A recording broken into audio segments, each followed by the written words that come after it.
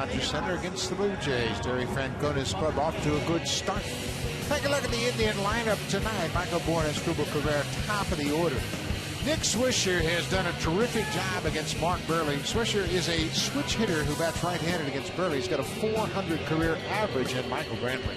In this series, 5 for 7, 2 walks. He absolutely wears out the Blue Jays in this ballpark, and he has picked up right where he left off a year ago.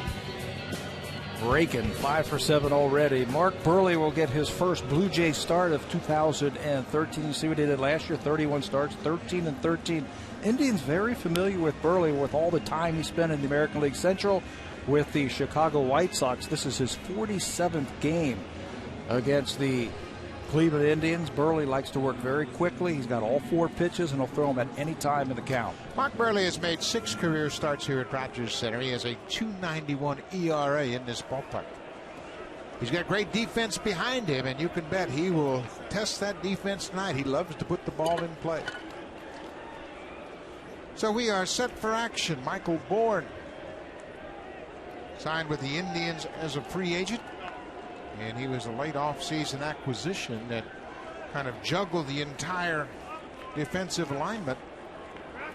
You see how he's taking his time right there, Michael Bourne. I think that's something we're going to see the Indians try and do tonight. Really upset the tempo of Mark Buehrle, who likes to work quickly. The Indians have had good at-bats throughout this series. And the ball fouled off. We saw them in the opener against R.A. Dickey show an awful lot of patience. Didn't chase too many pitches, borderline pitches at all. Did a good job and ultimately got to Dickey, excuse me. Buehrle works quickly and gets that one past Michael Bourne. Grinding out the at-bats would be the way to describe what happened against R.A. Dickey, and then last night fought off a lot of fastballs from Brandon Morrow. Tonight, a little bit different stuff from the left side of Mark Buehrle. Doesn't throw as hard as Brandon Morrow.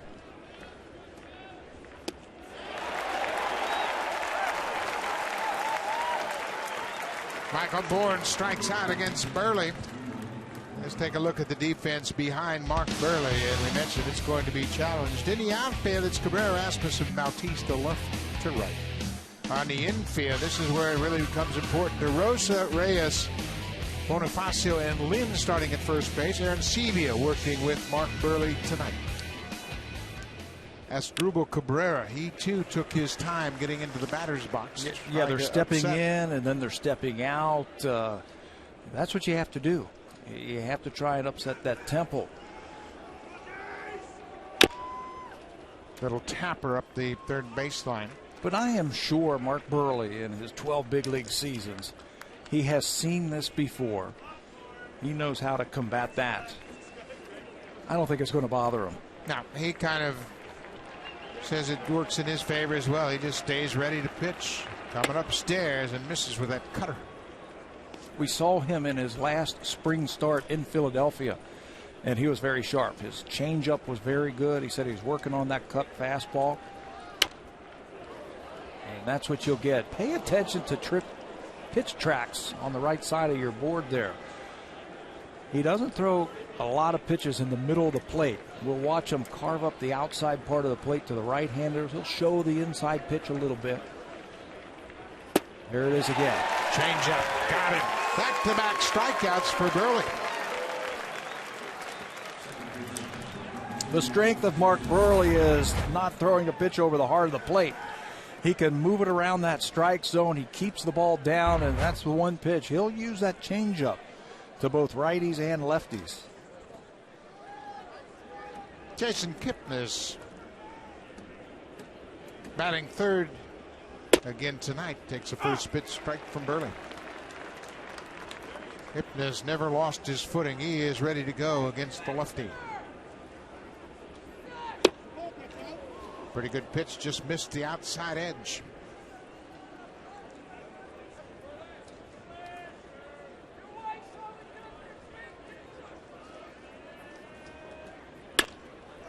There's a base hit into left field. Melky Cabrera trying to cut it off. He gets to the gap. Here's his throw to second. It is not in time. Jason Kipnis, 22 doubles a year ago. Melky Cabrera cut it off and couldn't stop his momentum in time to get off a quicker throw. Watch Kipnis coming out. He is thinking double all the way. Melky cuts it off, and then you're right. It takes him a couple more steps to stop. If you're playing on grass, you can plant that foot and then just go. But Kipnis is thinking double all the way. The ball doesn't have to get to the wall for this guy. With very good speed, legs it out with his first hit of the season. Cabrera has a very strong arm, but he had just a long run over in the gap in left center. Nick Swisher. They mentioned Swisher 10 for 25 against Mark Burley.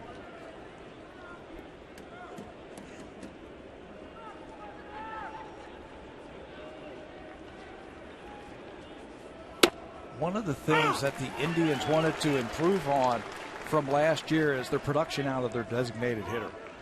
Last year, tried DHs hit just 226, which was the second lowest average in the American League. Only Seattle was worse.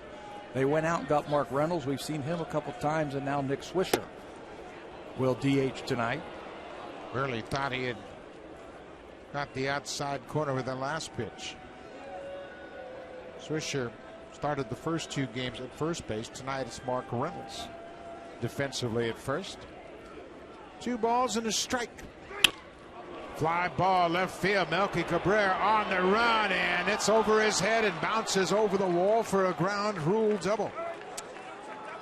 I don't know if Melky Cabrera picked up that ball off the bat. Looked like he had a slow break as he was trying to track it down. Swisher continues to swing the bat well against Burley. And they get some production again from their DH. Last night it was Mark Reynolds winning it with a home run, and here in the first inning, Swisher hits a ball to left field. And you're right, Cabrera did not get a great jump. He didn't break straight back as soon as that ball was hit. He looked very shallow also in left field, and the Indians jump on top. Blue Jays have played shallow throughout this series, and now the red-hot Michael Brantley.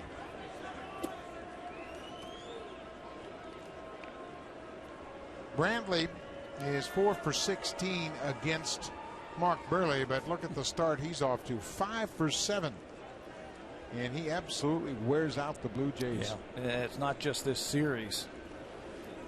Last 2 series here in this ballpark, he's been outstanding.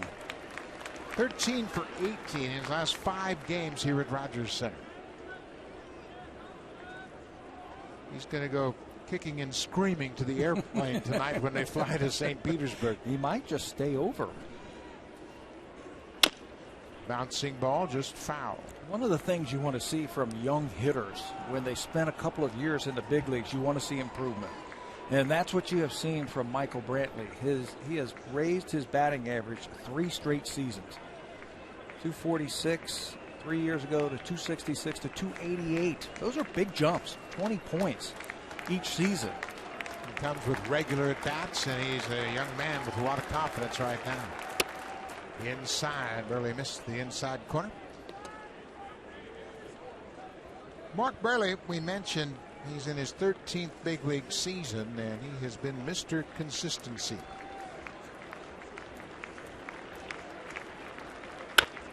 Ground ball, Lynn knocks it down. Burley gets to first in time for the out. The inning is over, but the Indians have taken a 1-0 lead. The Blue Jays need to get the bats going. Top of the order when we come back. Jose Reyes, followed by Melky Cabrera. Jose Bautista homered in last night's game.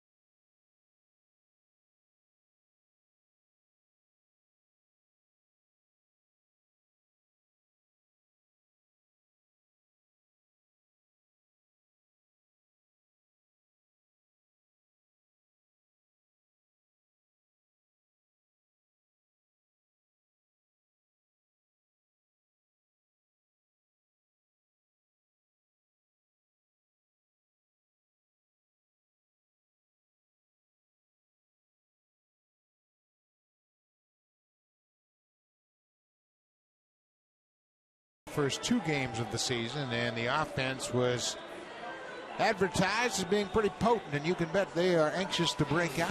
Take a look at the Blue Jays lineup tonight.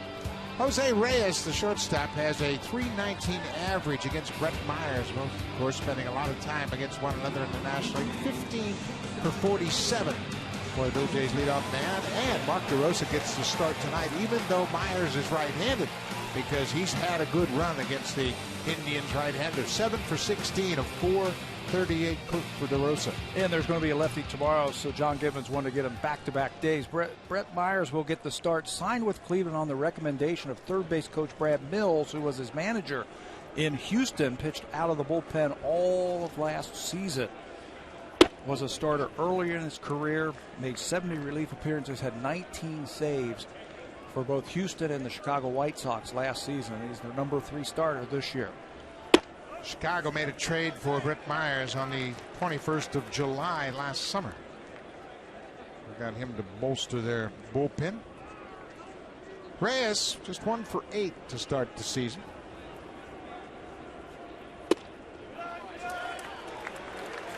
I tell you what, you can really see the difference in the Blue Jays lineup with Reyes, Cabrera, Bonifacio, the patience they have at the plate.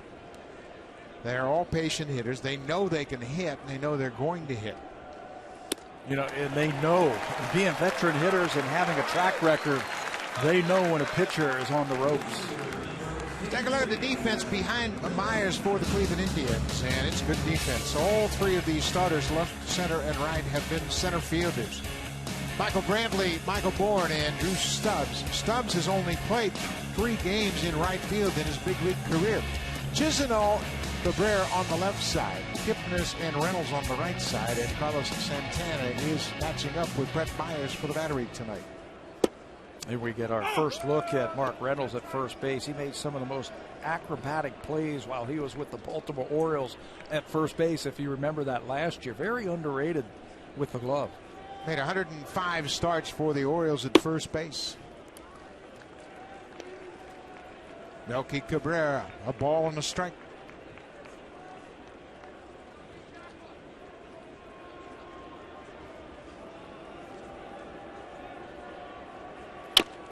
Bouncing ball, Chisenhall, fair ball. He'll go to first in time. Reyes moves to second. Chisenhall had a tough decision. That ball looked like it might have gone into foul ground, but he couldn't gamble. He knew he had at least 1 out, and he throws out Cabrera at first. Yeah, if you choose incorrectly on that play right there, now you're dealing with trouble. Off the end of the bat from Melky Cabrera.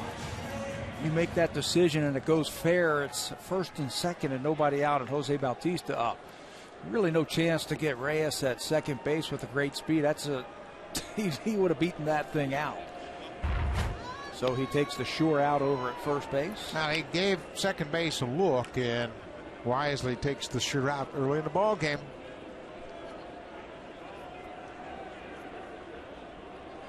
Jose Bautista. Bautista hit a line drive home run with 1 out in the 9th to tie the game at 2-2 in last night's game. And it was a laser beam. Yeah, he is looking for a fastball in the inner half. Got him again. How about number 2 for Bautista?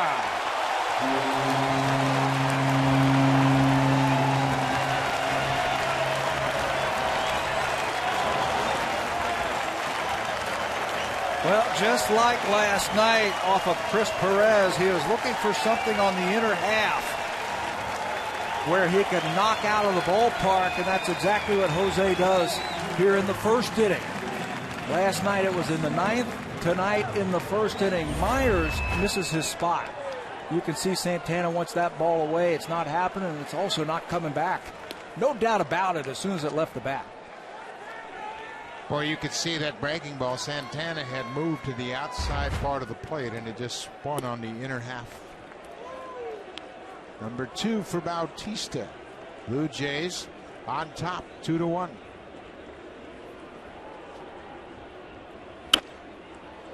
Encarnacion fights it off and hits it into the seats.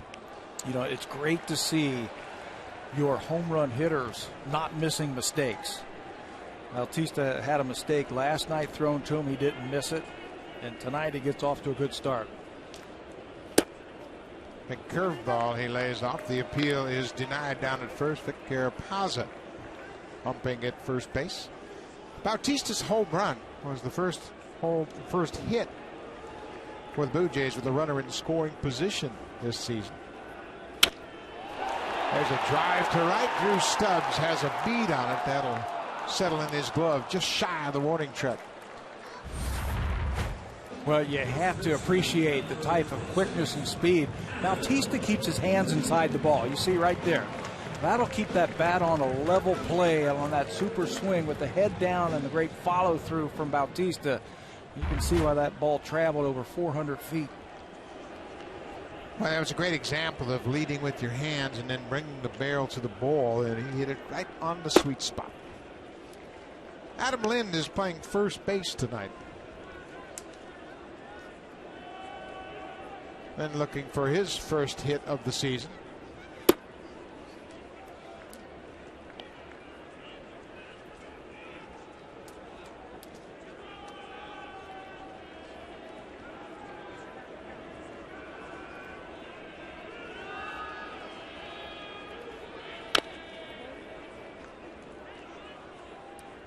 Two balls and a strike. Brett Myers, as Pat mentioned, was pitching for the Indians' third base coach, Brad Mills, down in Houston. First year he started. Second year they forced him into the bullpen in the closer's role. Little tapper. Myers can't make a play. Here comes Kipnis quickly in time. Reynolds does a good job. The inning is over, but the Blue Jays take a 2-1 lead. A leadoff walk to Jose Reyes, and Jose Bautista crushes his second home run of the season. 2-1 Jays.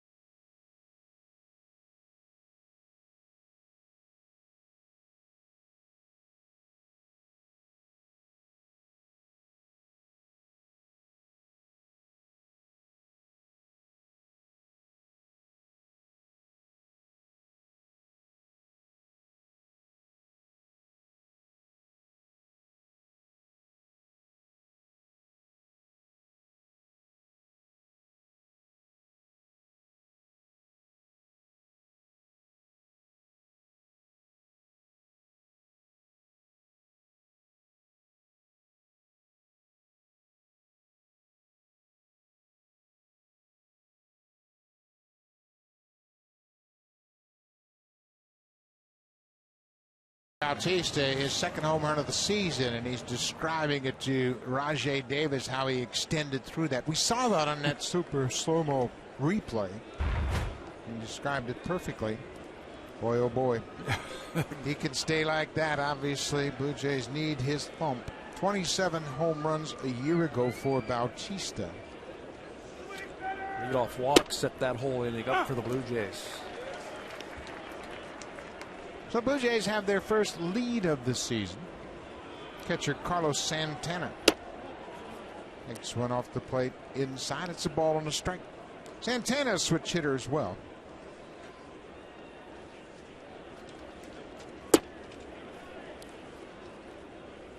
Something that is really interesting. Watch Arencibia tonight, the catcher for the Blue Jays, how he will not set up on the inner half. Reyes was playing in the hole. Look at the arm. Great arm strength from Reyes, one down. Fans, it's time for a BlackBerry Sneak Peek Stat of the Game, brought to you by the new BlackBerry Z10, built to keep you moving. When Mark Burley gets to 2 strikes against the Cleveland Indian hitters, what is he going to throw? Well, we've got some stats for you. When he gets to 2 strikes, he'll use his changeup almost 40% of the time, fastball 31% of the time. Those are the main pitches he'll use. But he also can drop the curveball in on you. He can also throw the cutter in on the right-handers. But he loves that changeup. First 2 strikeouts of the night came on changeups. Mark Reynolds, broken bat. Slow chopper to third. DeRosa throws it off the bag, but Lind is there to make the out. 2 ground ball outs for Burley here in the second. And that's 3 in a row. If you go back to last inning, he just throws that ball on the outside part of the plate. Arencibia sets up there against those right-handed batters, and Burley just keeps hitting that glove. Watch JP, he just keeps moving to that spot and barely has to move his glove. Just off the plate outside. Third baseman Lonnie Chisenhall. Chisenhall had a rough night last night. 0 for 5 with 3 punch-outs. Now you can see Burley, he understands where he has to pitch. He's got to stay out of the middle. Right at the top of the zone.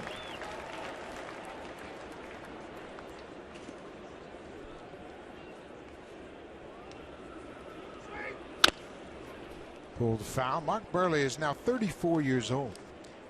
He has 174 career wins and 132 losses. A career ERA of 3.82. That's impressive. In a league that is all about offense. We have talked a couple of times now about where JP Arencibia, how he moves and keeps his glove right on the corner. Watch him now with 2 strikes. There's the glove right on the corner. Ball is popped up behind shortstop. Melky Cabrera, the left fielder, calls Reyes off. Well, that's exactly what you want from your starter. The team gives you a lead. The starter goes out and sets him down in order. 2-1 Jays.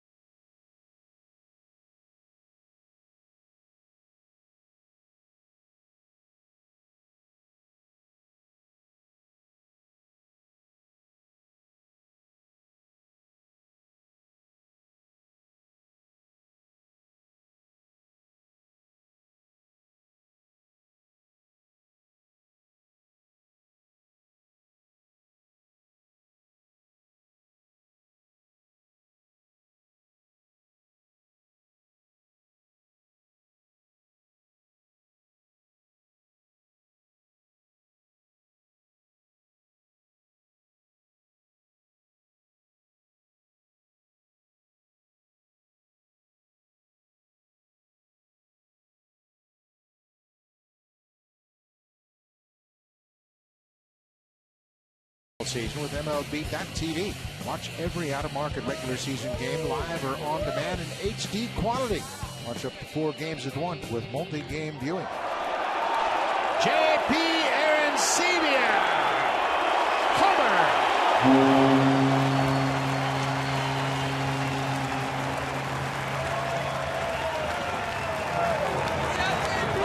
Boy, that is a good sign. Blue Jays got 44% of their runs in 2012 via the home run, and tonight it's paying off again. Just like last year, Bautista in the first inning and JP with #1 in 2013. Almost reached that Budweiser sign in left center field. How about this follow through? That's a power stroke right there. Mark DeRosa. Here it is again. First pitch, fastball. let it go. I think Brett Myers knew it, and I think JP Arencibia knew it. It's a good feeling. Right, that is certainly a good feeling. Get your first home run out of the way, Blue Jays. Now, you know there's a lot of pent-up anxiety. They just haven't been swinging the bats the way they're capable of. And everybody, I sensed, just pressing a bit. First 2 ball games, you could see the swings getting a little long. John Gibbons said this team is very anxious to prove everybody that they are a contending ball club. I was standing around the cage with him yesterday, and we were talking about hitting. He says, you know, Tabs, there's nothing like that home run. It can get on that board, get you on the board very quickly and knock a pitcher out just as fast. Breaking ball, DeRosa backs up. It's out of the way.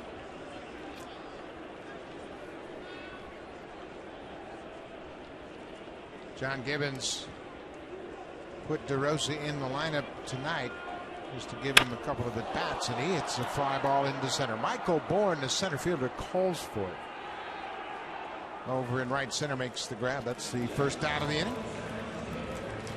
Red Sox are scheduling a lefty tomorrow when they come to Rogers Center, so Mark DeRosa is going to play tomorrow. Probably see Rajay Davis also tomorrow. Felix Dubroff, the left-hander, will start for the Red Sox. He'll be opposed by Josh Johnson, making his Blue Jays debut. Friday night opener of the Red Sox series. Colby Rasmus, to me, is starting to look dangerous. I know he has struggled in the early part of the season, 0 for 7, but I think he's about ready to go off. It's a timing thing, I think, with Colby right now.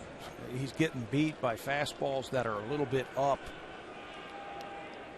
Pitchers have started to pound him up in the strike zone, It's just a timing issue. What you don't want to do as a hitter is think fastball all the time. I think you have to think about breaking ball. Chad Mottola is working with them, and they're practicing a little bit differently now, aren't they? Yeah, they've changed the routine dramatically for Colby. Hit on the ground. Reynolds will wave Myers off and steps on the bag. Last year, Colby, by his own admission, just hit, wore himself out. Dwayne Murphy, the hitting coach a year ago, would tell us Colby would hit sometimes 250 balls during the course of a day. Get into the ball game and he'd be worn out. So Chad Mottola has convinced him to back off that quantity and get quality involved in his hitting routine, in the pregame routine, and I think it's going to do marvelous. There's a shot past Chisenhall down the left field line. Bonifacio with a big turn and stops. Ball gets away from him, but there's Reynolds backing up to play. Don't want to run into an out. With 2 outs, you don't want to end the inning right there, especially when you've got the type of speed that Bonifacio has. You can just steal a base. Good job by Reynolds to back that one up. Hits this ball the other way, stays right with him, no chance for Chisenhall. Michael Brantley has shown a good glove and a very good arm in the outfield in this series. This might be one of the best outfield defenses in the American League. 3 center fielders playing every day for the Indians. Jose Reyes takes a pitch outside. Bonifacio collecting the second hit of the inning. That's the first time the Blue Jays have had 2 hits in an inning this season.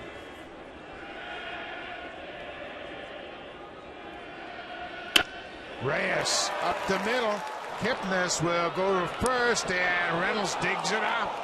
I told you Reynolds had a good glove over at first, and right there he saves a hit for Brett Myers. The Blue Jays tack on another run. JP Arencibia's solo home run. It's 3-1. Good play here by Kipnis, and on the other end, Mark Reynolds.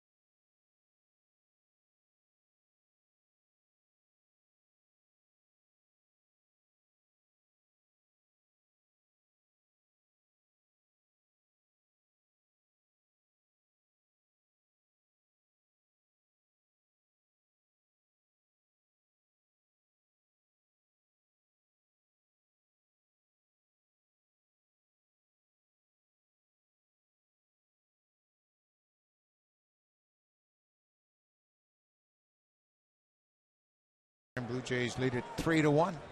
Blue Jays on the strength of 2 home runs. Jose Bautista, 2-run shot in the first, and J.P. Arencibia a solo homer in the second. Drew Stubbs goes after the first pitch, and you'll get used to that. Mark Burley was presented his 4th consecutive Gold Glove right here on opening night. He can cover the ground all around the mound. Well, he has such a simple delivery that when he lets go of the ball, look, he's in perfect position. Notice where the shortstop and second baseman are playing. Mark Burley has told his middle infielders, you don't have to crowd the middle because I've got everything coming back at me. 4 of the last 5 outs have been recorded on the ground. Back to the top of the order. Michael Bourne struck out the first time up, and he gets hit on the elbow and will make his way to first.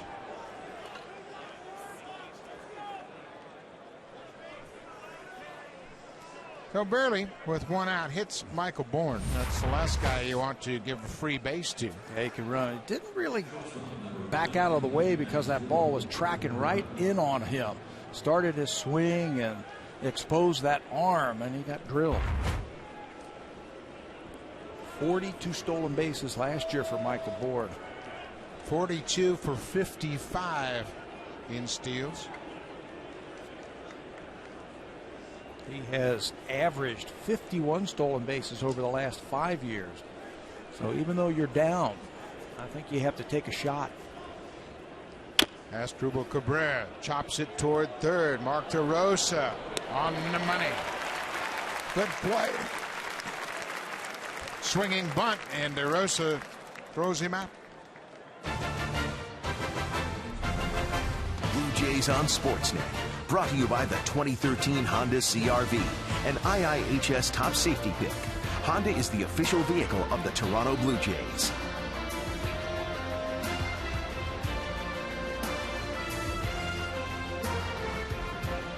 Two outs. Michael Bourne at second for the number 3 hitter Jason Kipnis. Kipnis doubled and scored in the first. His double came with 2 outs. It was a shot in the alley in left center.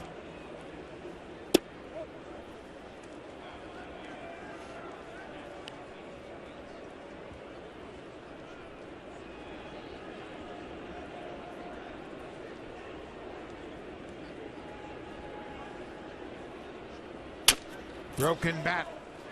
Big hop for Reyes. He throws on the run, and Burley hits a batter but leaves him stranded at second. The defense has been keen tonight behind Burley. Just 6 pitches in the third.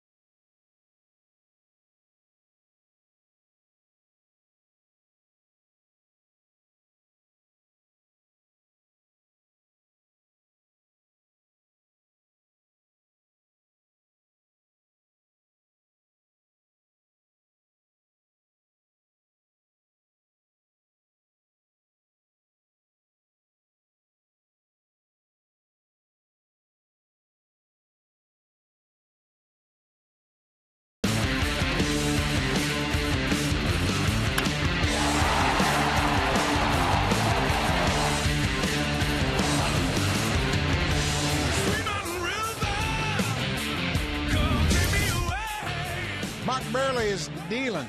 22 pitches in the first inning, 12 in the second, and 6 in the third. And Bautista and Arencibia have given him the run support. 2, 3, and 4 for the Jays in third. Melky Cabrera, high fly ball into center. Michael Bourne just in front of the warning track, and that's the first out of the inning. Brett Myers is working up in the zone, and that's a danger area against this ball club. Hey, he's always been a power pitcher. He doesn't have the arm like he did when he was younger. He's 10 years in the big leagues. And he was once 94, 95 is 91, 92, and you're flirting with danger when you're up there. Jose Bautista hits a fly ball into center on the first pitch. Another high pitch. This one was on the end of the bat. 2 down. Fans, if you want your baseball questions answered by our team of experts, email asktheexperts@sportsnet.ca. Then you can keep your eye out for the Home Hardware Ask the Expert segment later in this ball game. And we got a lot of experts, and they can answer any question you throw at them, so make sure you send them your question. Edwin Encarnacion flying out to right.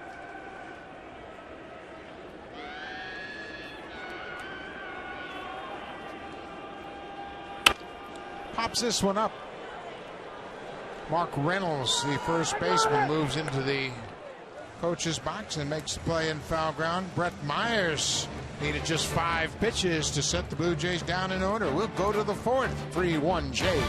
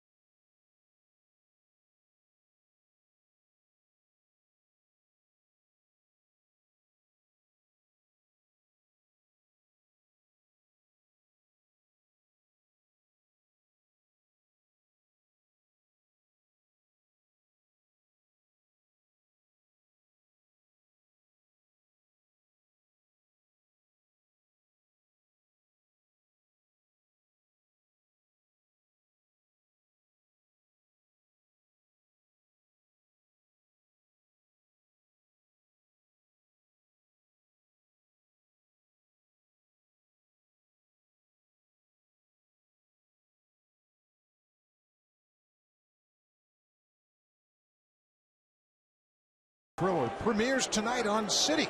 Let the mind games begin.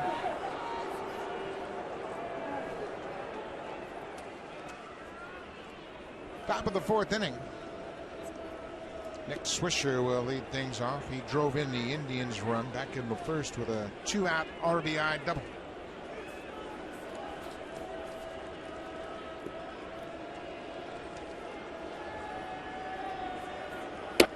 Swisher has given Burley problems throughout his career. He's now 11 for 26 against the Blue Jays lefty. He definitely has a plan when you watch him hit against Mark Burley. Taken all away and then got himself into a fastball count, and he's upset with himself that he missed that pitch. What would your plan be against Mark Burley? I would look for the ball away, being a right-handed hitter like Swisher is tonight.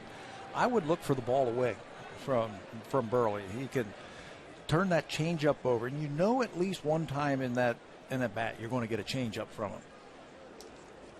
Problem is, if you're looking out there and he throws that cutter on the inside part of the plate, you got to take it until you get to 2 strikes. Don't try to hit it. Just concede that he made a good pitch and take it.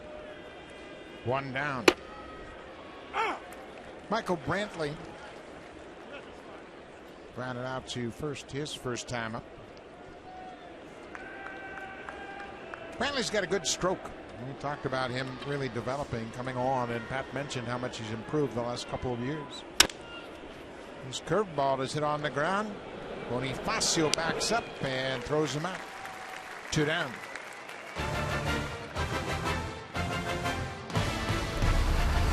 Blue Jays on Sportsnet.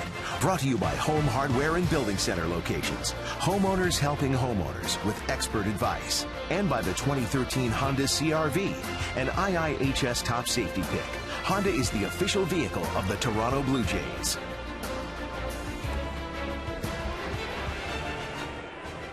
Carlos Santana taking his time stepping in the batter's box.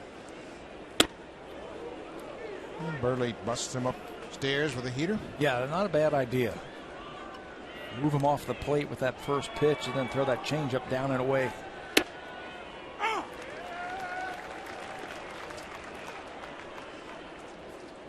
Arencibia gives the sign very quickly. Ball is bounced in the dirt. That's one thing JP's had to do with Mark Burley. Burley doesn't like to shake off pitches, so they'll talk about an approach, and JP will flash the sign very quickly, trying to keep Burley in that good rhythm. One thing Jim Burley knows himself very well. He knows he's never going to challenge the heart of the plate. He pitches to the scoreboard very effectively. That ball is drilled, and that ball is going to get out of here. Carlos Santana with the home run. Ball stayed up in the zone, and Burley gives up the home run, and it's now a 3-2 Blue Jays lead. Yeah, he missed his spot. I thought the 2-1 pitch, the changeup, was a perfect idea. He just missed it. And when it ran at the 3-1, Santana's going to unload. And Santana paced this team last year in home runs with 18. That's the fewest to lead the Indians since 1983. Got too much of the plate. And Carlos Santana has his first of 2013. Mark Reynolds with a big swing and a miss. They've got some power in some positions where you don't usually get a lot of power. Catcher and second base. Kipnis and Santana could hit the home run ball.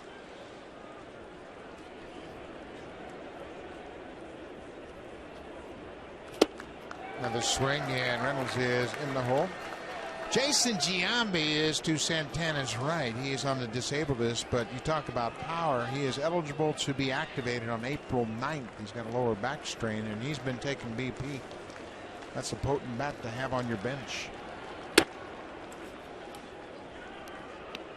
Can still hit.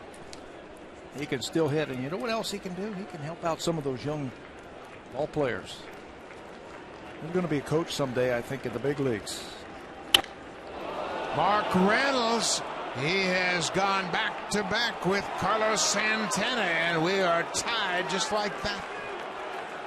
Reynolds with the game-winning home run in the top of the 11th last night. It's his second of the season. He's got great power. Last night he turned around a fastball that was up over his shoulders. Was able to stay on top of it, knock it out of the ballpark. And tonight it looked like Mark Burley tried a change up to him. And that time he went under and got it. Down. And that home run swing keeps the bat up. Looked like that ball was toward the end of the bat, and he's so strong he was still able to knock it out of the ballpark. Hit it in the second deck. Lonnie Chisenhall popped up to left field his first time up. Back to where we started. It's all tied up at 3-all.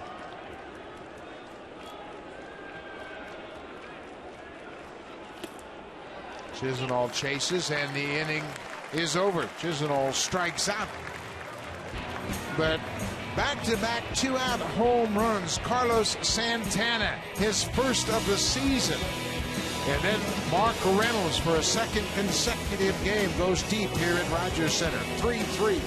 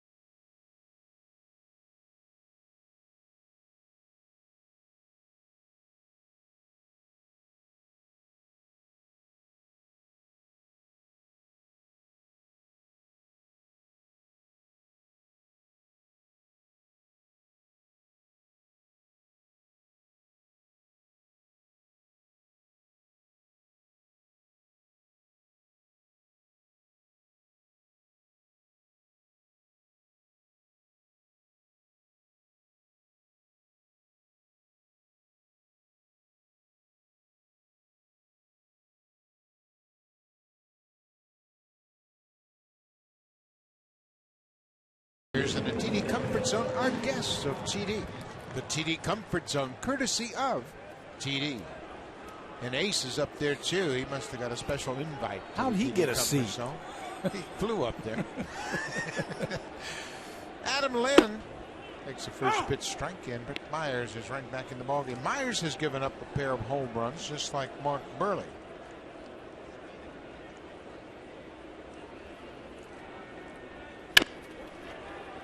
Bouncing ball. Reynolds with a shovel pass to Myers. Lind is retired. This is a pretty interesting combination they have with Reynolds and Swisher. They were both brought in to provide some power, and they can flip-flop between first and DH. And that's what Terry Francona is doing here tonight. You're right. They needed some power.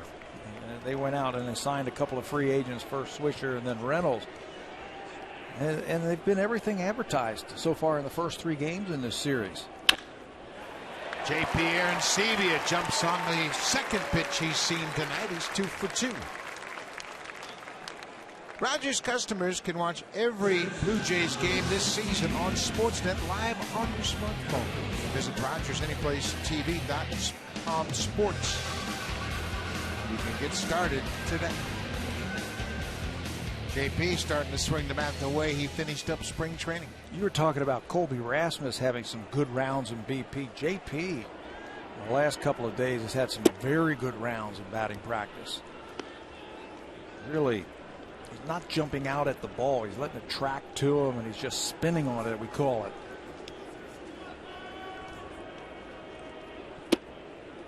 Mark DeRosa getting his first start of the season. Of course, the Blue Jays are without Brett Laurie, their regular third baseman, who is down in Dunedin, starting to increase his baseball activities. It's a tough injury that Brett has. You can wake up and not feel it, try to do something, start to hurt a little bit, and then one day you'll wake up and it's all gone. And then you can come back, get yourself in good baseball shape.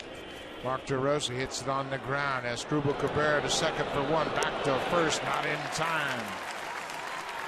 Cabrera gave Kipnis a good feed at second base. Here's JP Arencibia with the hard slide. Create a little bit of a distraction. Yeah. Just a good aggressive slide at second base. You've got to help to try and break up the double play. JP goes into it and he can't get enough on the throw. Actually bounces it over to Reynolds. And the inning stays alive. DeRosa at first now. Colby Rasmus. Colby grounded out to the first baseman in the second. Pick on a pitch right here. You're ahead in the count. Maybe he'll challenge you with a fastball. He's been going more to his changeup and curveball since those home runs. Here's another changeup. Maybe you can get one fastball in a good spot, turn on it. You're going to try and score that runner from first base with an extra base hit. You're not trying to softly knock a ball into the outfield. You're trying to get an extra base hit. Pops this one up into shallow left field. Michael Brantley comes in and Rasmus is retired. It's a 3-3 ball game after 4 here at Rogers Center. Now time for a Blue Jays Central update. Here's Jamie Campbell and Greg Zahn in the Blackberry broadcast studio.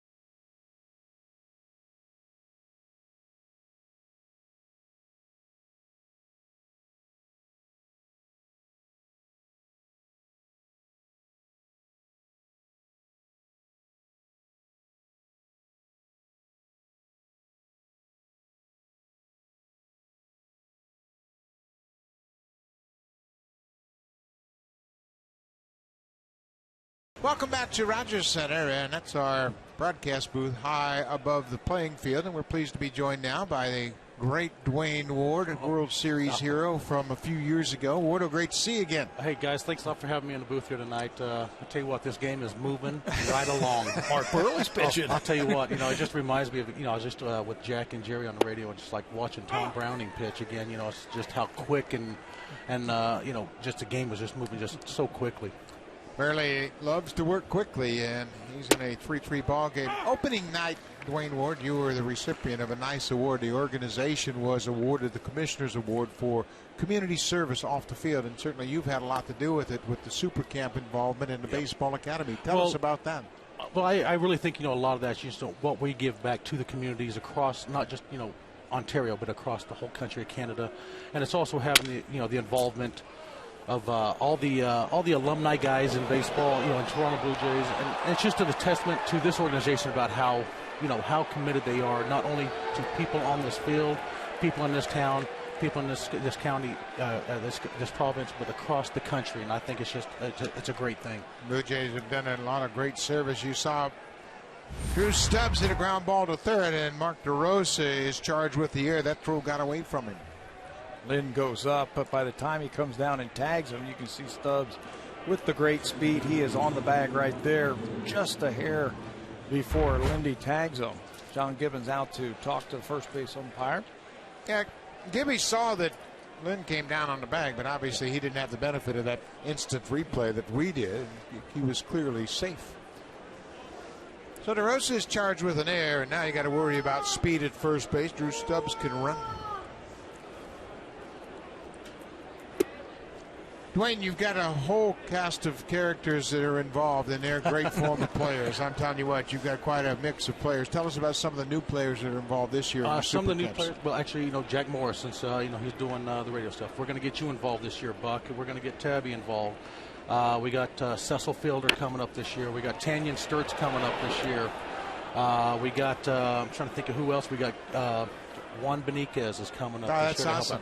So we got, we're really trying to get in some new guys to come in and keep, a good steady flow of the older guys that are coming in. They've been doing the camps, but we're really just trying to push as many of this stuff we can and go from, 17 cities, 10 different provinces, and with some of the best instructors we can find. You're taking the camps to some new cities this year. Yes, we are. We're going. We're going to do a big super camp in Charlottetown this year, PEI.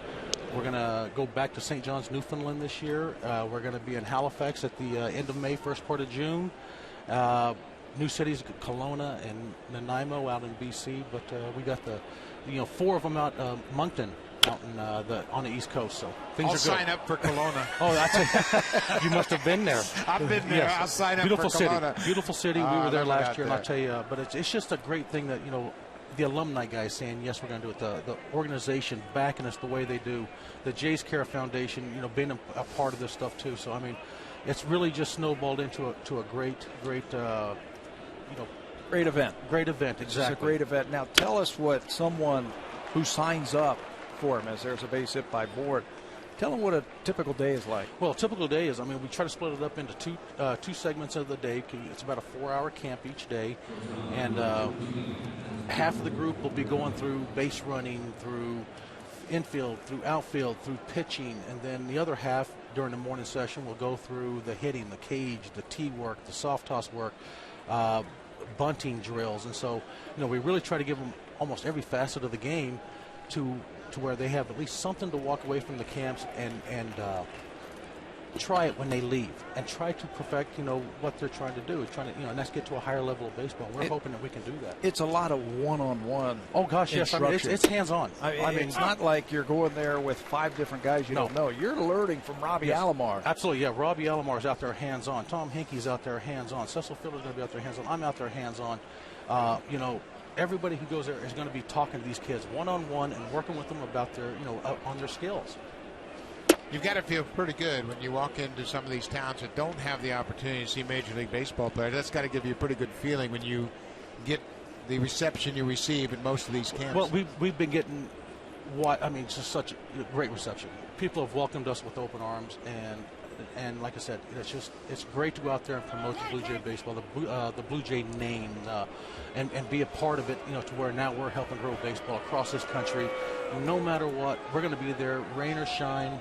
If we can't get on the field, we'll try to do something indoors. I mean, we're there to teach baseball and give these kids every opportunity to learn from former big league ball players. What do their faces look like when they see Jose Bautista for the first time, or Robbie Alomar, or some of those I other tell you guys? what, when they see Robbie Alomar, they're just like in awe. I mean, they're in shock. That, and I think the thing is, a lot of people will look at it and go, "Here's a Hall of Famer coming out here teaching my son." And so that to me is, that's what it's all about, and that's what Robbie Alomar's that way anyway. Yeah, so he's great with them. He is so good with the kids, and we got his dad's coming out. Here's a man that's been 50 years in professional baseball. So it's just a great program, and the backing. You guys doing what you guys do here on the TV, promoting where we're going, cities we're visiting and stuff. So couldn't ask for anything better. Burley strikes out Asdrubal Cabrera for a second time tonight. That's first out of the inning. What do you think about this ball club? You've obviously followed this club closely for the last several years. What do you think about the particular 2013 Blue Jays? You know what? I like the team's makeup and stuff. I think they're still getting used to each other a little bit.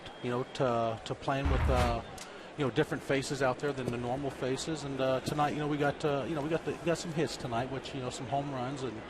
But I like the makeup of the team. I like the pitching staff. I like the lineup. I think everything's good. I think defense is going to be okay. And I like the team. I like the makeup. Do you like the ability to manufacture runs this day and age?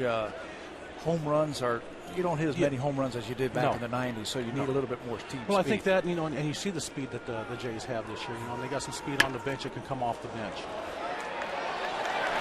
What a double play. Bonifacio flips it to Reyes to get Burley out of a jam. That's the defense we've seen up the middle. Dwayne Ward, thanks for being with us. Good luck all summer long. I'll tell you what, guys. Hey, thanks a lot. Just tell all your fans out there, when you guys do it, BlueJays.com, you go in there and see the, where we're going to be at on the website. So thanks a lot, guys, for letting me on here.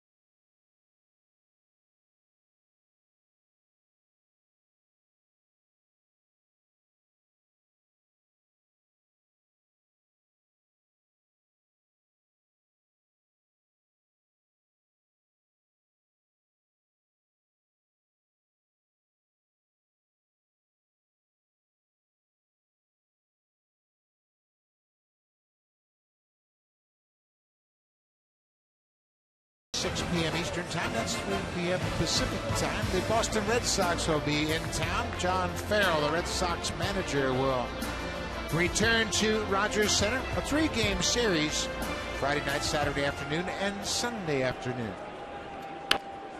Emilio Bonifacio, the bunt to third base, and he is out by a half a step. Terrific play by Lonnie Chisenhall. When that bunt went down, I didn't think he had any shot at Bonifacio. It was perfectly laid down. He got a good break out of the batter's box, but Chisenhall, known for his defense, comes in, bare hands it in one throw all the way across the dime. Another good stretch on the other end by Reynolds. Right-handed first baseman, you got to keep that foot on the bag and stretch to the inside. Good play by Chisenhall and Reynolds. One out, top of the order. Jose Reyes rips a line drive into right. Reyes is aboard for a second time tonight. And I think this situation here screams stolen base. Another off-speed pitch, and we're starting to see more off-speed offerings from Brett Myers after those home runs. So you put that into the memory banks. He's throwing more breaking balls. Great time to steal. Breaking ball, of course, takes a little bit longer to get to the catcher. Big lead by Reyes, and Myers picked up on it. Yeah. He had almost 2 feet on the carpet over there at first base.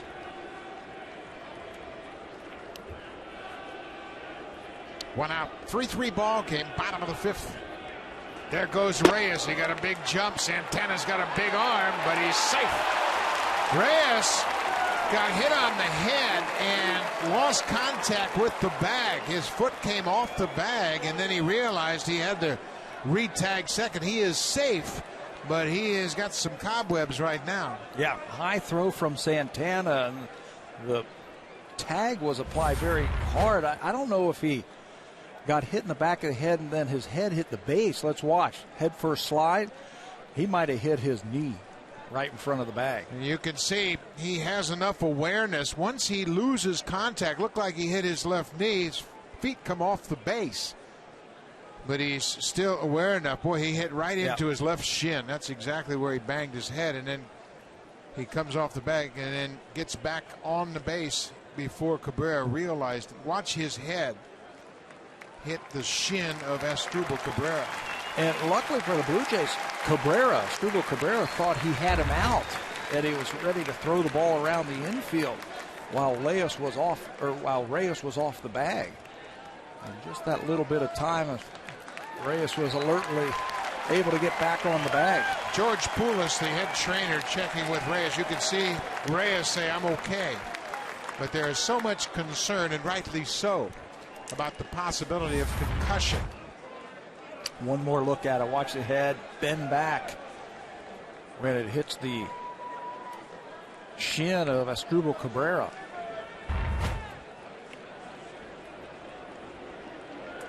Reyes with 40 steals a year ago, and you better check on him at second as well. One out. Melky Cabrera, the batter. Ball and a strike to the Blue Jays left fielder.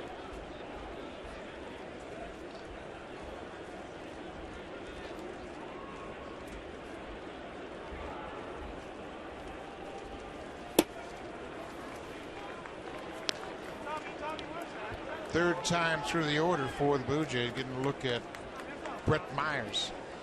Right now, all he's using his fastball for is the show. He's going to try and get him out with the curveball and the changeup. Ball was fouled off Cabrera at home plate. Reyes will return to second. Reyes is stolen base, the first for the Blue Jays this season. You figure on the Blue Jays having a lot of stolen bases this season with this lineup. They will have guys in their lineup that last year stole at an 81% success rate.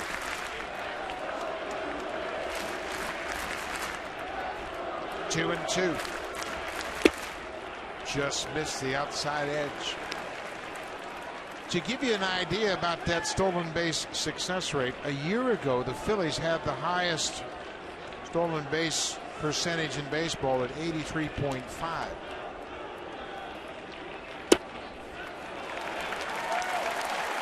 You're going to get used to that, boy. Blue Jay hitters, especially top of the order, they will work the pitcher. Now, if you're paying attention over there on that bench, you can see that Brett Myers is throwing a lot more changeups and a lot more curveballs. Jose homered on a pitch that rode on the middle part of the plate, his first step bat. And if he's watching, you might want to look for something off speed early in the count. Bautista, a two-run homer in the first off Myers.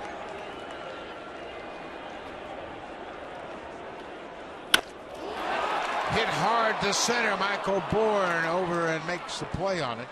Bautista hit it hard, but right at the center fielder. Tough to get it over his head, isn't it? Michael Bourne out in center field. It's two-time Gold Glover. Well, that's a good outfit. We had talked about it before. All three outfielders have been starters in center. Melky Cabrera at first base. He took the walk with one out. Reyes is at second.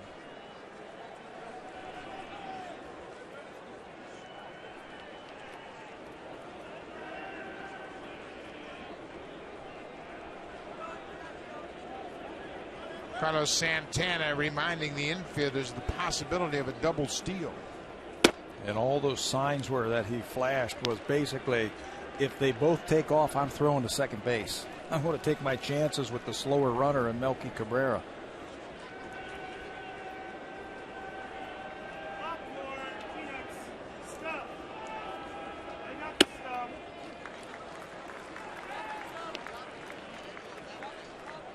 Encarnacion hitting, and you can see Chisenhall is way back at third base. He wouldn't have much of a chance to cover the bag if Reyes breaks for third. Looks like Santana broke the lacing of his catcher's glove. Gonna go back and get his backup glove. Yeah, you also don't want Lonnie Chisenhall giving away his position at third base with a right-handed power hitter. Fitness, the second baseman, right behind the bag at second. That'd be the play if they do take off, but I don't know if they're going to do that. I don't know if they're going to take off with Encarnacion at the plate. Yeah, you would think that the Indians wouldn't cover third. They'd stay put defensively. If they were going to make a throw, it would be to second. Well, Chisenhall is not far from the bag. Blue Jays looking for a big hit. There's a big hit. This ball is hit hard and gone. Edwin Encarnacion, number one.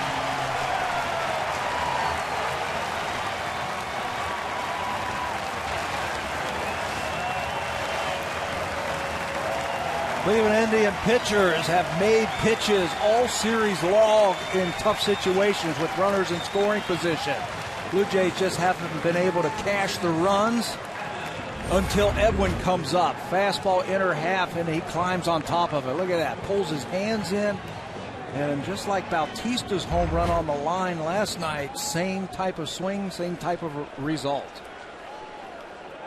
Third home run of the night for the Blue Jays. First home run of the season for Edwin Encarnacion. He hit 42 a year ago. Bautista has homered tonight. Arencibia has homered tonight.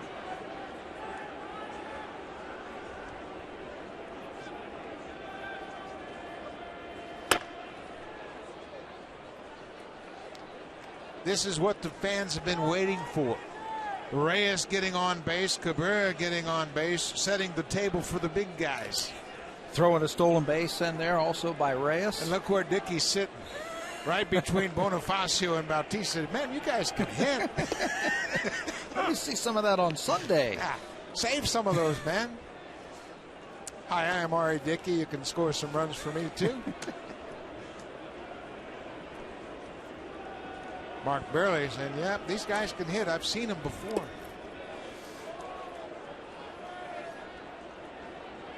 (6-3) Blue Jays. All their runs coming on home runs. A little bit happier dugout tonight. Yeah. Just that one big hit will loosen everybody up. Adam Lind high and deep to center. Michael Bourne on the warning track will haul it in, and the inning is over. But the Blue Jays have taken a 6-3 lead, headed to the top of the sixth. And here comes the Home Hardware Cleanup Crew, brought to you by Natura. Home Hardware's exclusive line of safe, environmentally friendly cleaning products.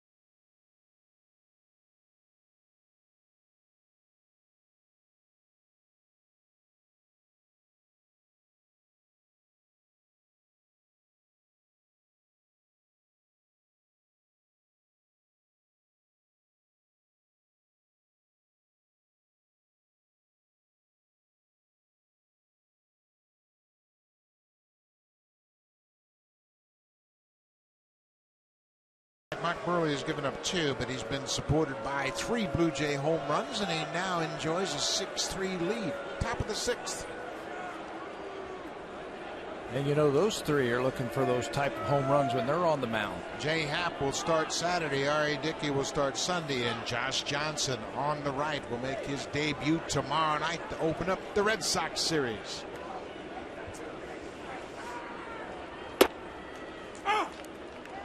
Nick Swisher. RBI double in the first and a fly out in the 4th. Out in front of that off-speed pitch. Burley gives up home runs. He'll throw the ball over and try to keep it out in the middle, but 2 more home runs tonight. He's now given up 297 home runs since 2001. That's second only to Javier Vasquez. But you know what? You're right. If you're around the plate and you pitch as many innings as Mark Burley, you're going to give up some runs. Doesn't blow the ball by anybody. He pitches to the scoreboard. You said it earlier when they hit a home run. When he's up, he's going to challenge you. That's Barksdale, the home plate umpire, has been consistent all night long. He just won't give you that pitch just off the edge of the plate. Arencibia moving around behind the plate just in case the Indians are going off to his setup.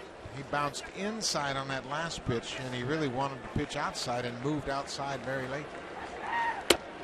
Yeah, we talked about that. That JP will set up inside, outside. He'll move around because Mark Burley has the ability to hit his spots. Full count. Swisher lays off and he takes a walk. Mark Burley spent 1 year in Miami with the Miami Marlins, and then he was traded here along with 3 of these teammates and also John Buck, who was later sent to the Mets. But Jose Reyes, 29, Johnson, 29. He's a free agent after this year. Mark Burley is the senior member of this Blue Jays rotation. He's 34, and Emilio Bonifacio may be the diamond in the rough of that trade. Reyes, a 4-time All-Star. Changed the direction of the organization. It really did. Alex Anthopoulos picked up the phone and called the Marlins, knowing full well that Josh Johnson was going to be a free agent after this year. And Burley hits Michael Brantley. First 2 reach in the top of the 6th. Alex Anthopoulos was the architect of that great trade that Blue Jays were able to make. 12 players were involved in the trade, and the Blue Jays gave up some big prospects. Yeah, big prospects who are going to be fine major leaguers. And it started with Josh Johnson. That's where the basis of that trade started, and then expanded to Reyes, and then Bonifacio, and then Mark Burley. The reason it started with Josh Johnson, Alex Anthopoulos knew the Blue Jays needed some innings in their rotation. His goal was to bring in 2 starting pitchers at the start of the offseason. He eventually would bring in 3 new starting pitchers and add a 4th in Jay Happ when he opens up in the 5th spot. So 4 of the 5 starters in the rotation did not open up the season in the Blue Jays starting rotation. You know, the one thing that they have, they've got track records. John Gibbons can go back and look at what Jay Happ has done in the past, and R.A. Dickey and Josh Johnson and Mark Burley. Who knows if he hits a certain pitch count, he might have to take him out. He knows what he's getting from all 4 of those guys. When you have younger pitchers, you're just keeping your fingers crossed that they're as good as you think they are. We know what Mark Burley is. He's going to give up hits. He's going to give you 200 innings. Off-speed pitch. Santana homered his last time up. It came with 2 outs in the 4th inning. Steve Delabar is starting to loosen up for the Blue Jays. Say this about the Indians. They don't go quietly. They come out here and they battle you. Down by 3 runs, and just like that, they've got the tying run to the plate. Well, you can certainly sense there's a different personality on this ball club than we saw a year ago. Obviously, it starts with the manager, but Nick Swisher's had a lot to do with the change of attitude with the Cleveland Indians. He's got a lot of energy. He's upbeat. He's positive. Keeps everybody loose. He certainly does.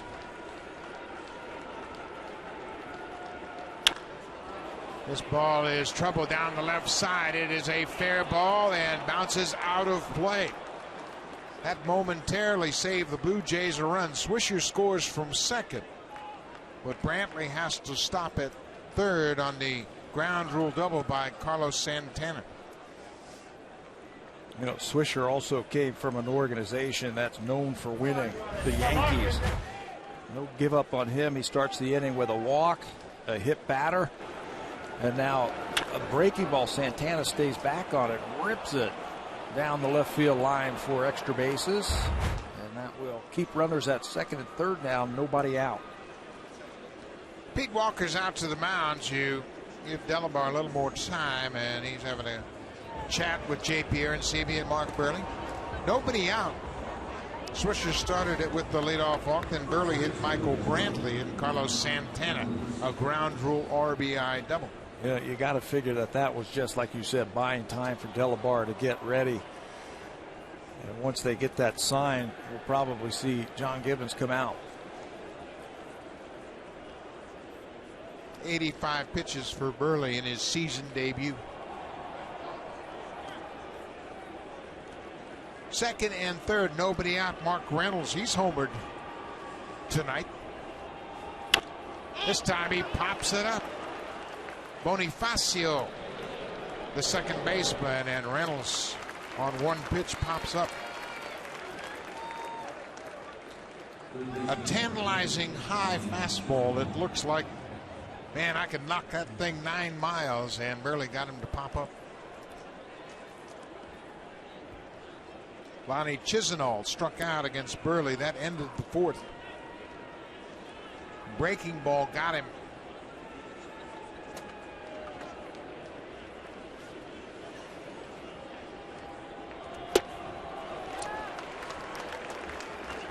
Chisenhall's a young hitter that is prone to strike out.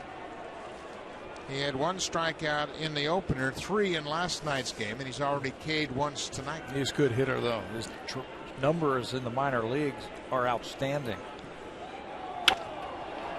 Drives this ball toward the gap, and it's going to go all the way to the wall. Brantley is in. Right behind him, Santana, and Lonnie Chisenhall delivers a 2-run double to the gap in left field.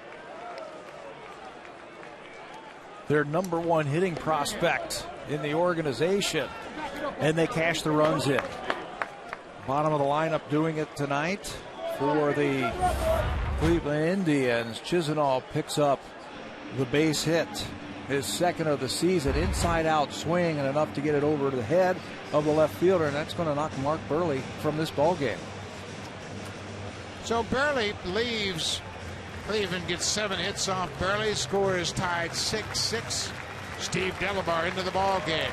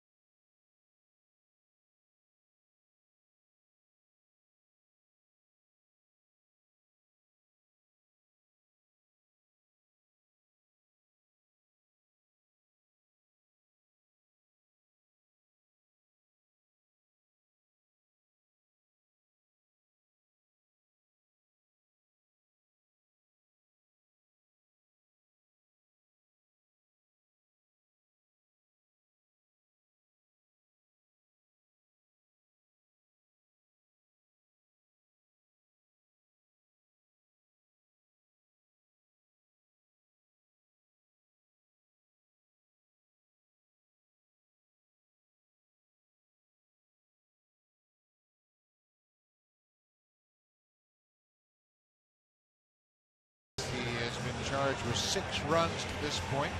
Runner at second base is his responsibility. Steve Delabar makes his second appearance of the season.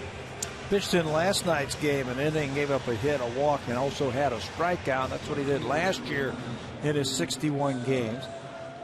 For Delabar, a 193 batting average against, which is excellent. He picked up a slider this year, and that might come in handy with the right-handed hitting Stubbs coming up here. You need some strikeouts here. So Delabar will face Stubbs with 1 out. Stubbs singled against Delabar in last night's game. Hit a single right back up the middle, would steal second, but he and Michael Bourne were stranded as Delabar got out of the inning unscathed. 6-6 ball game. There's a good strike at 94. He'll throw that fastball to right-handers away. And one of the reasons he picked up a little bit of a slider this year, he wanted to give the hitters something else to think about. There's the splitter, and the appeal down to Vic Carapazza at first. Says no swing. 2 balls and a strike. If he can flip in that little slider early in the count and get aggressive hitters to swing at it, maybe roll over on it, keep the pitch count down, and maybe you can get some multiple innings out of Steve. Leadoff hitter Michael Bourne on deck. Here's the 2-1. On the corner. Boy, that's a good spot. Throw it there all night long and you'll be all right. Yeah, you'll be fine. Indians have tied it up. 2 doubles in the inning. Swisher walked. Brantley was hit by a pitch. Santana hit a double, and then Chisenhall doubled. And there's strike 3. Well, big strikeout for Steve Delabar. I think that was the slider right there. He threw a couple of them when we saw him in Philadelphia before the season started. And that's the new wrinkle right there. Backs up on him just a little bit. Catches plenty of the plate for a big strikeout. 2 outs. Chisenhall at second. Back to the top of the order. Michael Bourne is 1 for 2. He was also hit by a pitch.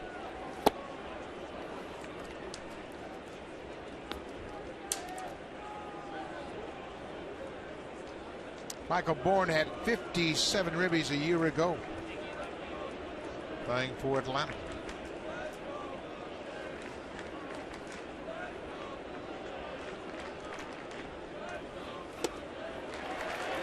Good splitter there, and Bourne was fooled. What an acquisition Steve Delabar has been. He was picked up at the trade deadline in July last year. Blue Jays were in Seattle. They pulled off the trade with the Mariners, and Delabar and Eric Thames just changed clubhouses. Bouncing ball. Right side. Bonifacio can't find the handle. Chisenhall stops at third. Boy, that speed puts pressure on the defense, and Bonifacio playing on this artificial surface, a little bit of a top ball with a lot of spin on it, and Michael Bourne gets an infield hit. Boy, you hit the nail on the head. Speed puts a little pressure on that defense. I don't know if he was going to get him at first base, even if he comes up with that ball cleanly, because Bourne got a running start on that swing. Watch him as he is on his way towards first base. He can really run. And it only takes for you to bobble it just for a second. With that great speed, he'll beat it out. 5th hit in the series for Michael Bourne.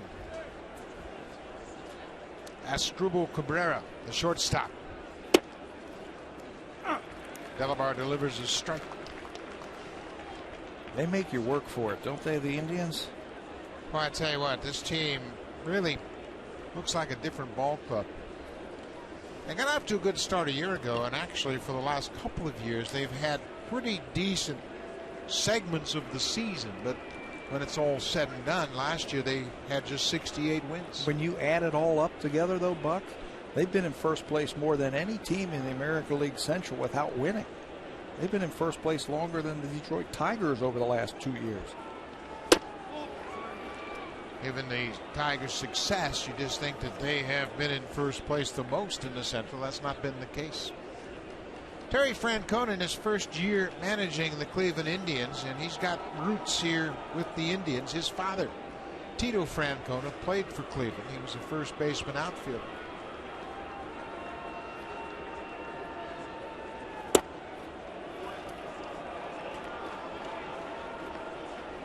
Two balls and a strike.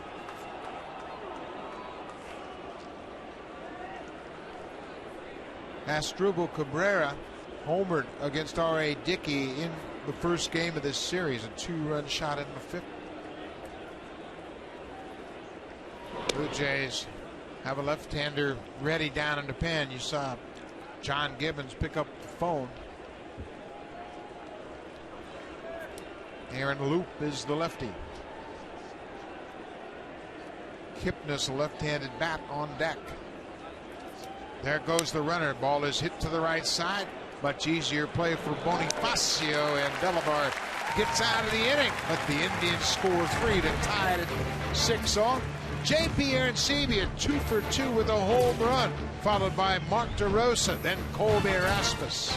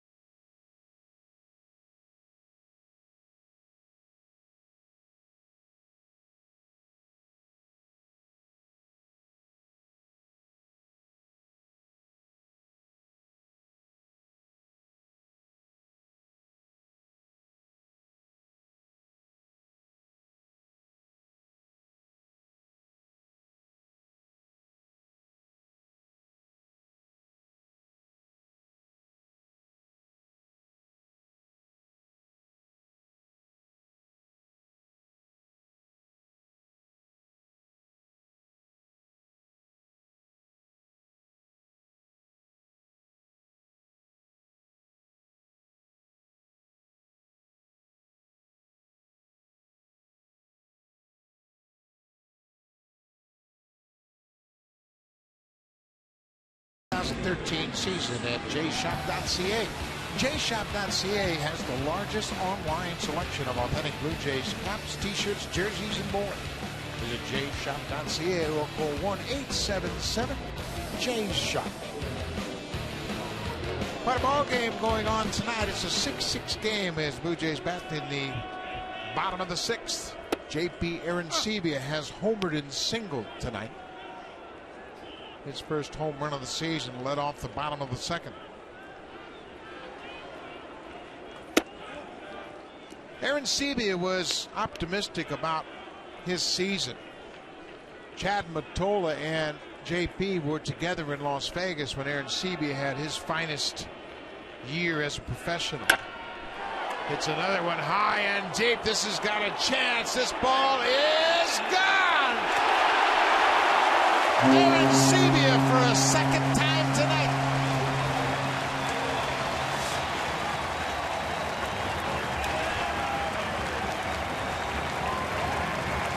And what did Chad Mottola tell us? He said, you haven't seen JP at his finest. He's had a chance to see him in the minor leagues. Say, there's more in there than what we have seen, and we're seeing it here tonight.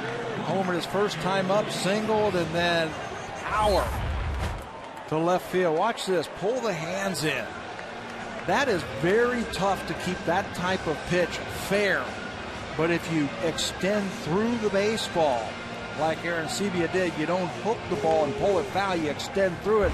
That's how you keep it fair. Arencibia's 7th two-homer game of his young career knocks Brett Myers out of the ball game and gives the Jays the lead. 7-6 Blue Jays.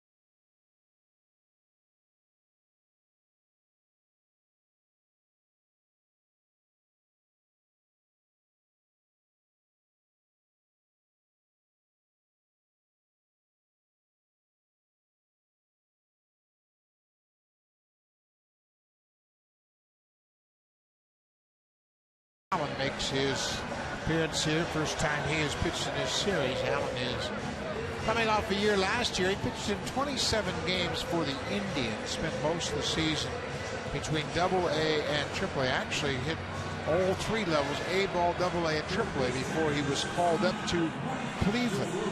Former 23rd round pick in the 2011 draft. He made that major league debut in Cleveland July the 20th versus the Orioles. As you see, Brett Myers knocked from this game. He equaled a team record by beginning his career with 12 straight scoreless appearances. And you know how it was broken up? His now teammate Nick Swisher hit a 2-run home run to stop that streak. He's got a good arm. Excuse me, Buck. Power curveball, power fastball. There's his new teammate. Cody Allen on the opening day roster for the first time in his young career, facing Mark DeRosa. Allen experienced opening day in the big leagues for the first time here on Tuesday night. Ball and a strike. Good fastball at 95. Yeah, he can hit 97 with late life with that fastball, but his best pitch is a hard curveball. He'll run into trouble when he starts to elevate that fastball and get it out of the strike zone. DeRosa protects the plate. Mark DeRosa is 38 years old, his first year with the Blue Jays, and he's bounced around. Last year he had an injury-plagued season. He was with the Washington Nationals, but he's had a great career.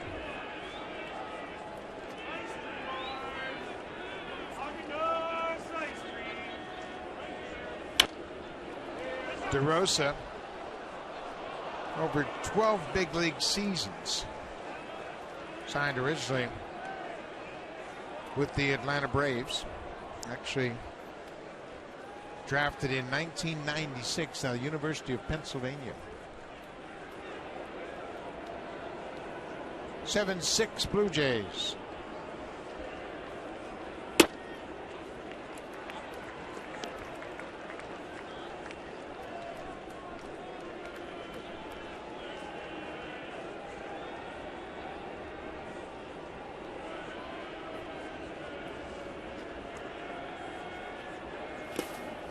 DeRosa strikes out, chases a breaking ball in the dirt. Santana to first for the out.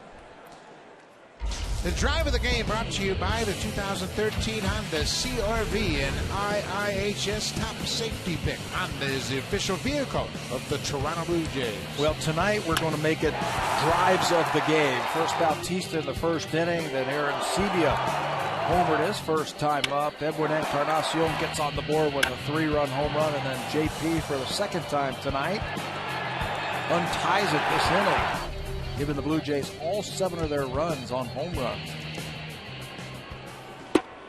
Rasmus lays off the high fastball. Brett Myers gives up the 4 home runs. That's the second time in his career he has given up 4 home runs in a game. That's a career high. He also gave up 4 home runs June 29th of 2010 at Milwaukee. 2-0 to Rasmus.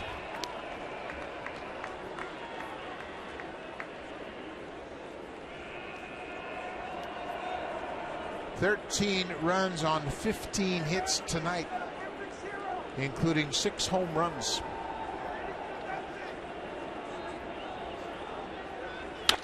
Home Erasmus high and deep to right, but that's hooking foul. Just got out in front a little bit. That's the difference between JP's swing, where he stayed inside it and went through it, and Colby got out in front and hooked it foul. Plenty of distance.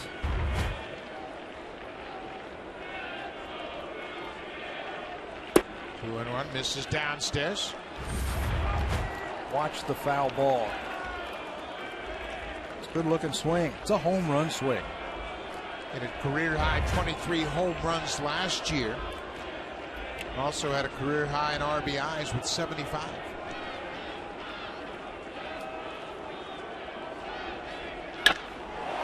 High and deep to right. Stubbs looking up. Goodbye, home run.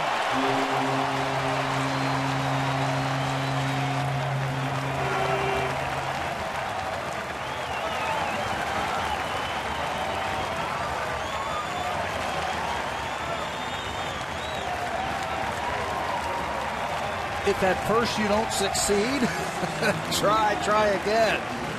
Fouls one pitch down the right field line, plenty of distance. Okay, I got to make the adjustment. I've got to wait just a little bit longer, and here's the result. That's a nice, free, easy home run swing right there from Colby Rasmus. Great swing on a 3-1 pitch.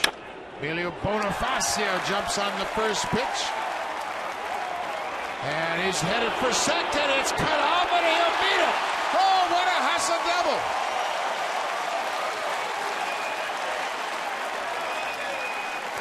Yeah!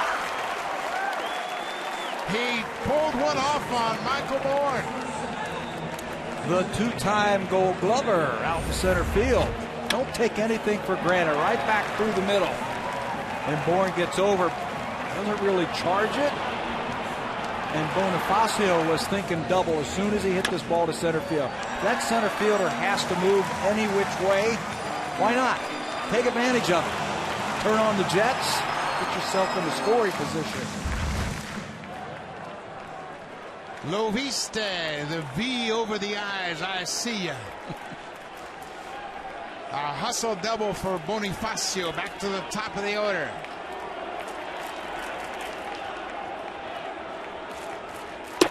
First time the Jays have had back-to-back hits this season.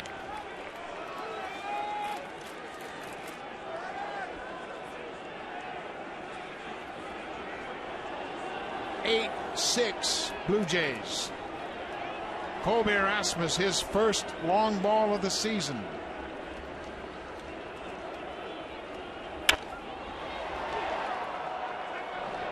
Reyes. Fly ball to left. Brantley gets there, and that's the second out of the inning. You know, we talked about the home run swing and how he has been working on his swing. This is effortless. That's exactly how you draw it up when you're down in that cage working with the hitting coach. Get the elevation. Let that talent do the rest. Colby Rasmus and Chad Mottola have been logging some long hours trying to get Colby where he wants to be.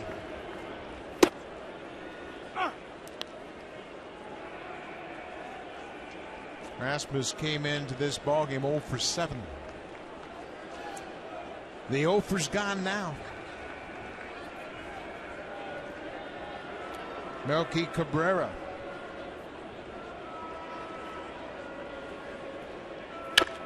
On the ground. Big hop for Reynolds behind first. And Allen can't make the play, and Bonifacio scores.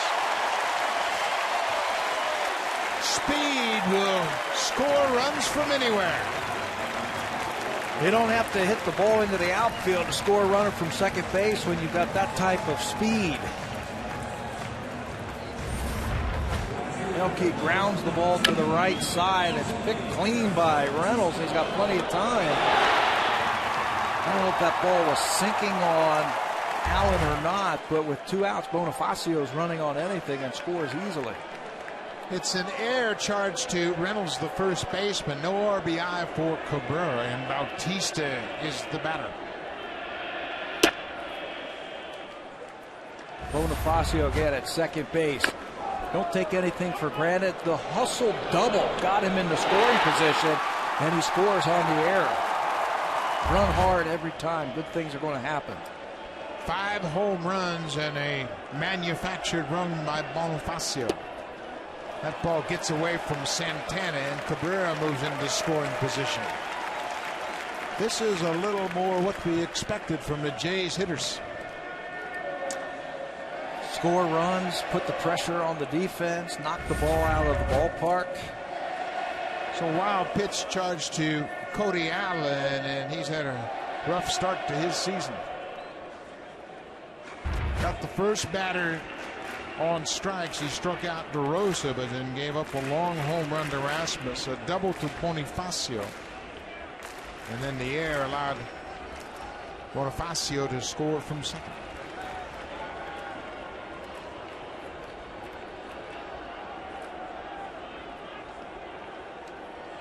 Bautista with the count in his favor. Fouls it straight back.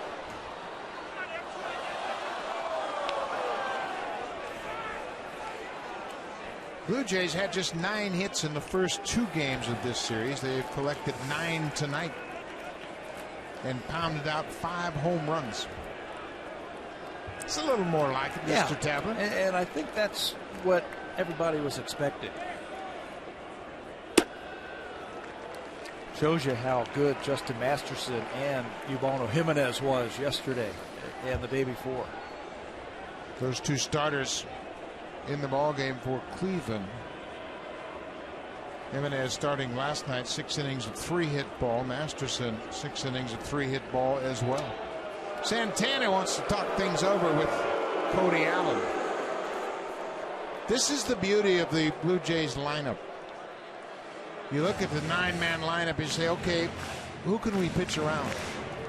Well, you got 2 switch hitters at the top of the order. Jose Bautista is the best home run hitter in baseball since 2010. Behind him, Edwin Encarnacion hit 42 last year. There are no rest stops in the Blue Jays lineup. Tonight, Colby Rasmus is hitting 8th. Last year, he was hitting number 2. And all of this done without Brett Lawrie. 3-1 to Bautista. Takes the walk.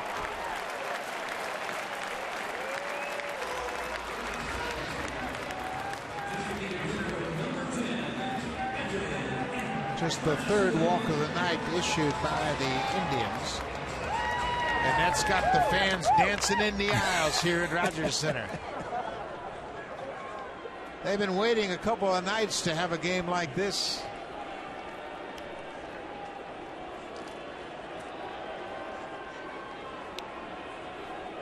Edwin Encarnacion, a 3-run homer his last time up. Ducks underneath the high breaking ball. Told you that Allen has good stuff at times. He doesn't show pinpoint control. Needs to throw more strikes with his curveball. Mickey Callaway, the pitching coach, first-year pitching coach for the Indians, is going to go out and have a talk with his young pitcher. This copyrighted telecast is presented by authority of Rogers Blue Jays Baseball Partnership and may not be reproduced or retransmitted in any form. Any accounts and descriptions of this game may not be disseminated without the express written consent of Rogers Blue Jays Baseball Partnership. Mickey Callaway, first-year pitching coach, had a little short visit with his young right-hander, Cody Allen, just 24 years old. Callaway, a very young pitching coach, getting his first opportunity to work here. He's 37 years old, working for the first time under Terry Francona.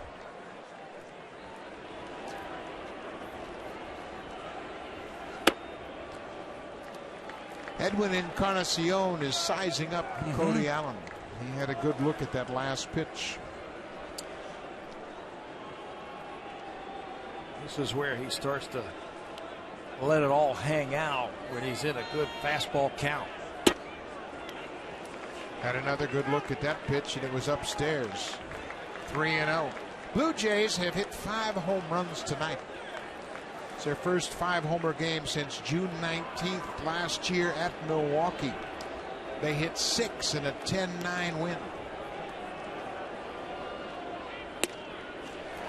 That'll load the bases for Adam Lind.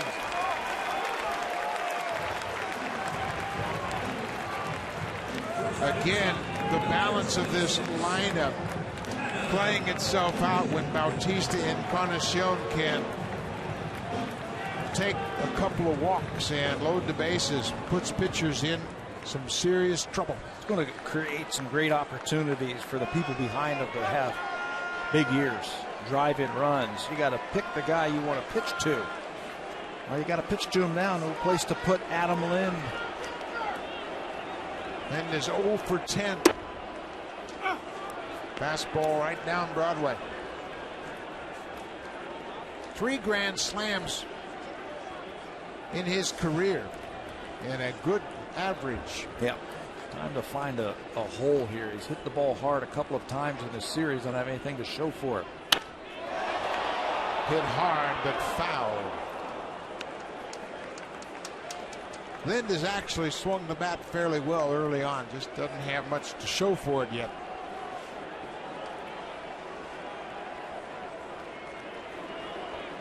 He knows the hits will be coming. Had a great spring.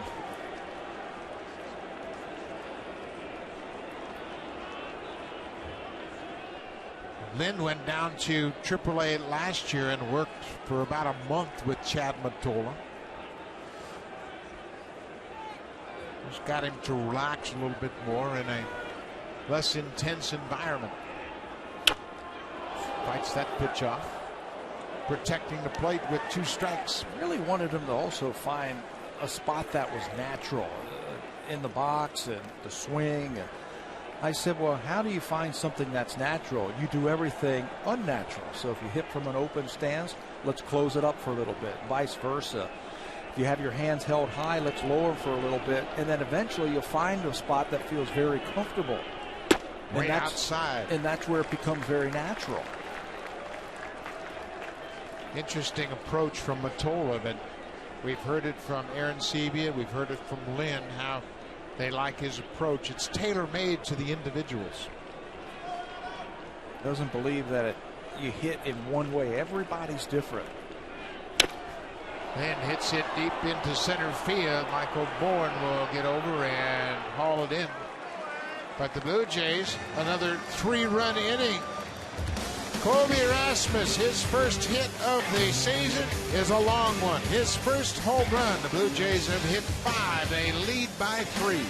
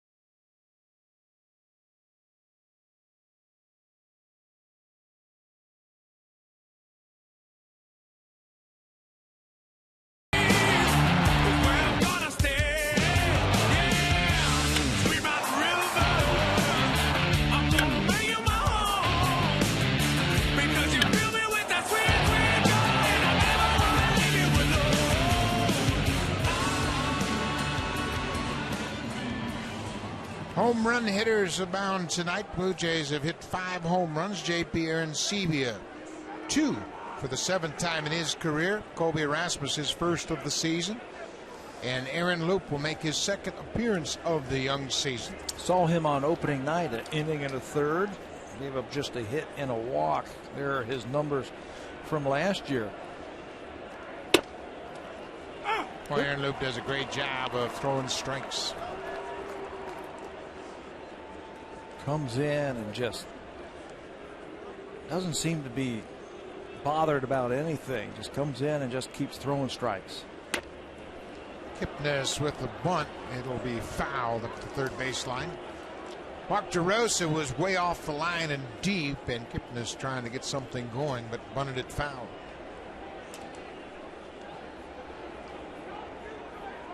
Aaron is not just a guy who is a situational lefty where you just bring him in to face left-handers. He can give you multiple innings. He'll challenge the left-handers with a fastball, challenge the righties, and he's got a very good breaking ball. Breaking ball way outside, and it skips away from Arencibia.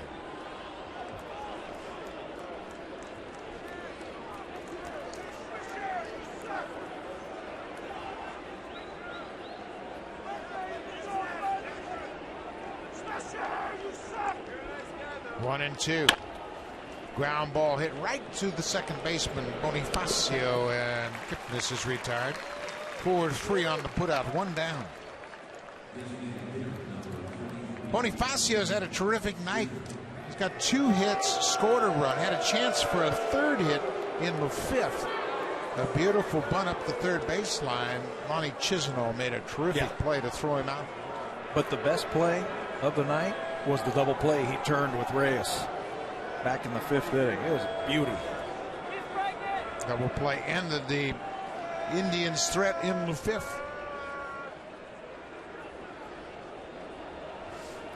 Nick Swisher continues to bat from the right side. Switch hitter has doubled and driven in a run. He's flied out, walked and scored in his last at bat in the 6th.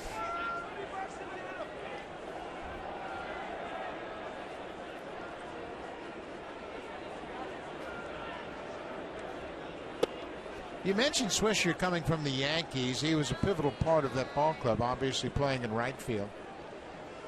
But he was not the leader of the team by any means. Everybody knows that's Derek Jeter's team.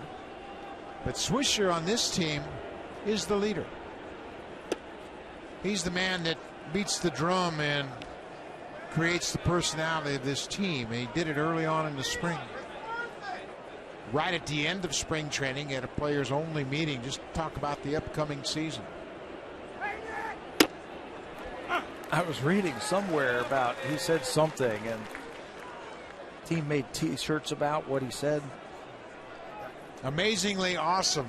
Awesomeness. Awesomeness. That's what it was. That's it. His teammates went out and bought t-shirts with that on it. Got a kick out of it. I also said he brought the word bro back into the mainstream and what they're talking about over there. Well, he is back home. He played at Ohio State in Columbus, not far from Cleveland. Full count pitch. Line past Reyes into left field. One out base hit. Let's check in with Jamie Campbell. He's got an update.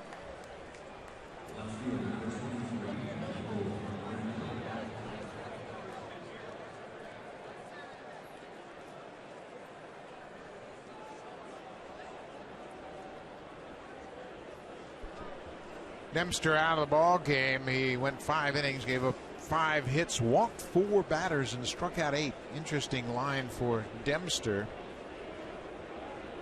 Boston will be here tomorrow night. First of 3 Friday night. Felix Doubront against Josh Johnson. One more point about Nick Swisher is I don't think in all the years that I've been watching him play the game, give up one at bat. I mean, he grinds every pitch. Down once again by 3 runs, and he gets something started with a base hit. He's just one of those guys that brings joy to the field. He plays with a lot of energy. He does some goofy things that might irritate the opposing team from time to time, but it's not in malice. I'd love to have him on my team. Yeah, he's one of those guys that you love to have on your team. That ball looked like it bounced off Brantley. Luke bobbled it and gets the out at first. Ball came off the dirt in front of home plate, and Luke thought about going to second, but once he bobbled it, he did the right thing. Yeah, getting out, especially when a guy is swinging it as hot as Michael Brantley is, you got to get him out. Swisher and Reyes have the same type of personality. Hey, it's fun. You're supposed to have fun playing the game, and why not show your personality? I think oftentimes ball players forget that. I think they have to be too serious. 2 outs, runner in scoring position. Catcher Carlos Santana's had a big night. He has homered and doubled.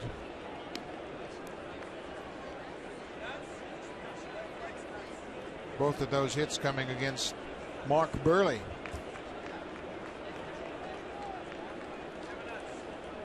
(9-6) Blue Jays. Will probably get most of his starts this year at catcher. He split a lot of time last year between catcher and first base. Indians pick up Mark Reynolds and Nick Swisher, so Santana will probably do most of the catching this year. He made 20 starts at first base a year ago for Cleveland, and I'd be surprised if he gets close to that number this year. There's a base hit to right. Swisher is being held up at third by Brad Mills. Bautista got to it quickly. Santana's had a 3-hit night.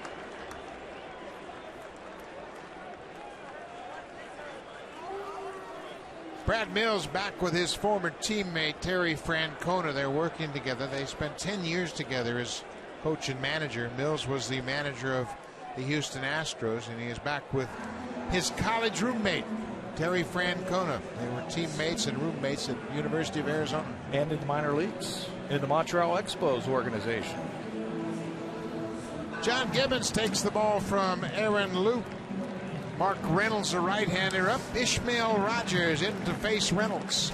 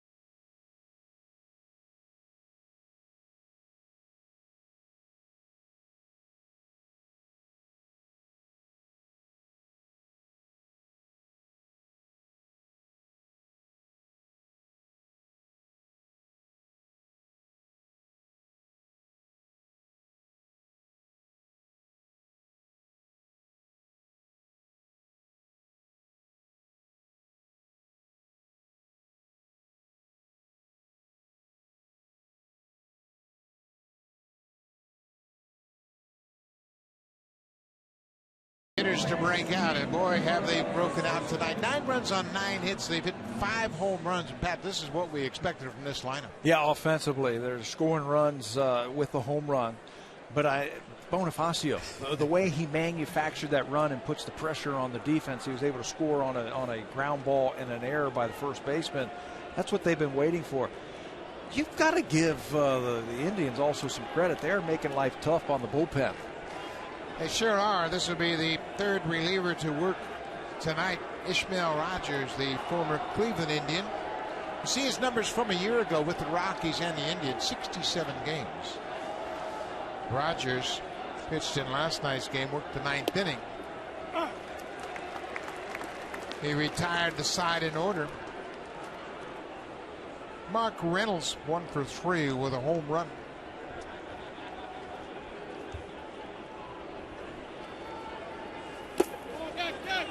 The appeal to Carapazza down at first, said no swing. Reynolds checked on that breaking ball. Rogers has a good fastball, but he also has a very good curveball and a slider. Throws both of them. He likes the curveball, but his slider might be better. Ball on the strike, 2 outs. Hard breaking ball. 88 miles an hour, and Rogers is in the driver's seat. Same pitch. If you're going to throw it with conviction and keep it away from him.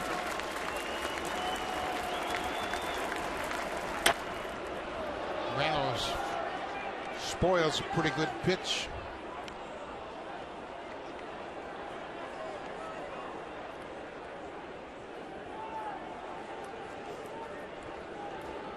Ishmael Rogers, one of the power arms added to the Blue Jays bullpen. He's 27 years old.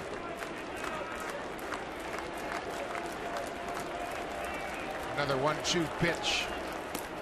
Down and out of the strike zone. Swisher is at third base. His second hit of the night came with 1 out this inning. Carlos Santana is at first. He's had a 3-hit night. Triple shy of the cycle. The whole series, the 4, 5, and 6 hitters have been tough to get out. Reynolds base hit into right. Swisher will come home, and it's a 2-run game. Mark Reynolds drives home Nick Swisher. Reynolds' second RBI of the night.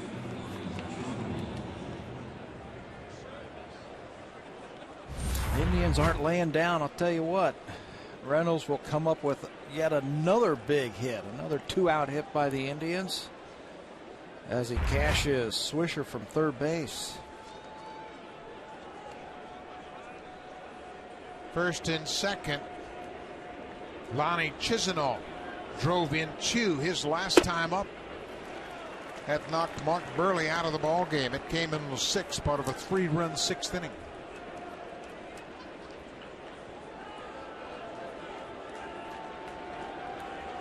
That tied the game at 6-all.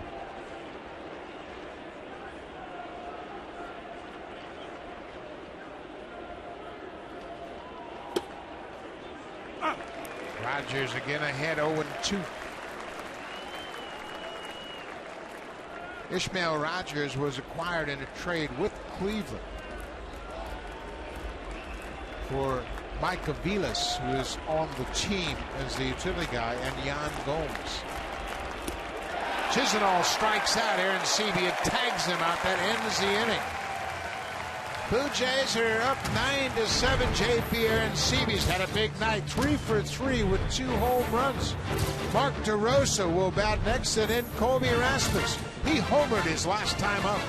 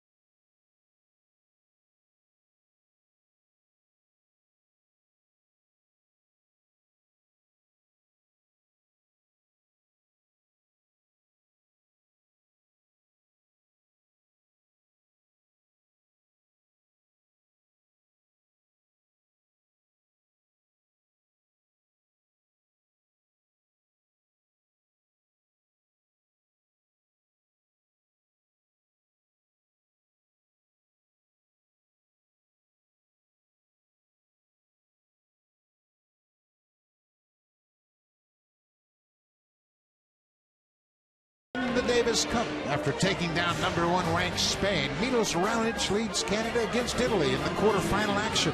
Live coverage from Vancouver begins tomorrow at 3:30 p.m. Eastern Time, 12:30 p.m. Pacific on Sportsnet 1. Great tennis action right here on Sportsnet. New pitcher for the Indians will be Matt Albers. Albers comes into the ballgame. He picked up the win in last night's game. Albers got one out, pitched a third of an inning. He retired Jose Reyes, the only batter he faced, and picked up the W. Yeah, and that was his debut with the Indians as he split his time between Boston and Arizona last year. Sinker slider, that's what you're going to get. Lots of strikes. He's around the strike zone with all of his pitches. Had a great year last year. 60 1/3 innings, only gave up 46 hits all season long.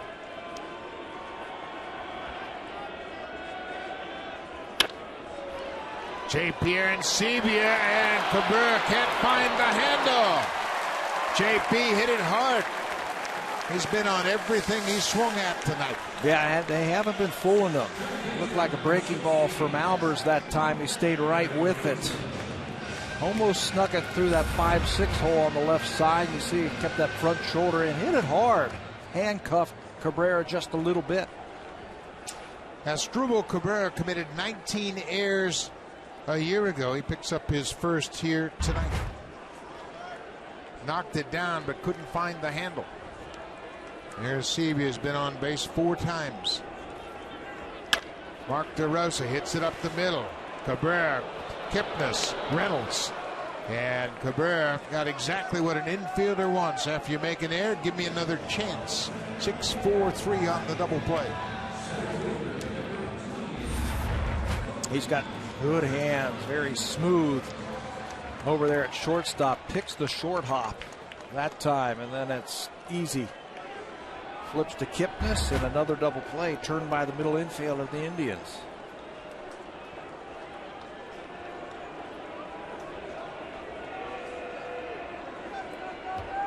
Colby Erasmus hit a long home run his last at bat. Well, you hope that gets him going.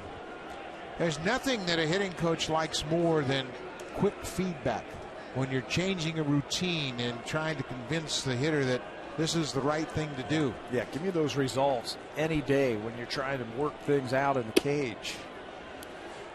And he's been down there. He's been working very hard. And Colby's always been a max effort guy. Feels like he's better off with maximum effort. I think Chad Matola's trying to make him understand, you know what, under control might be better. That's what I noticed about that home run is it wasn't max effort. It was free. It was easy. The main thing is he got the barrel of the bat out in front. He didn't get beat. Remember he got beat early in the game today? That time he got it out in front. High and deep, but Michael Bourne has room in center. Rasmus got underneath it, and Matt Albers comes out of the bullpen, gets a double play in support. We've played 7. New pitcher will be the veteran Darren Oliver. Blue Jays up 9-7.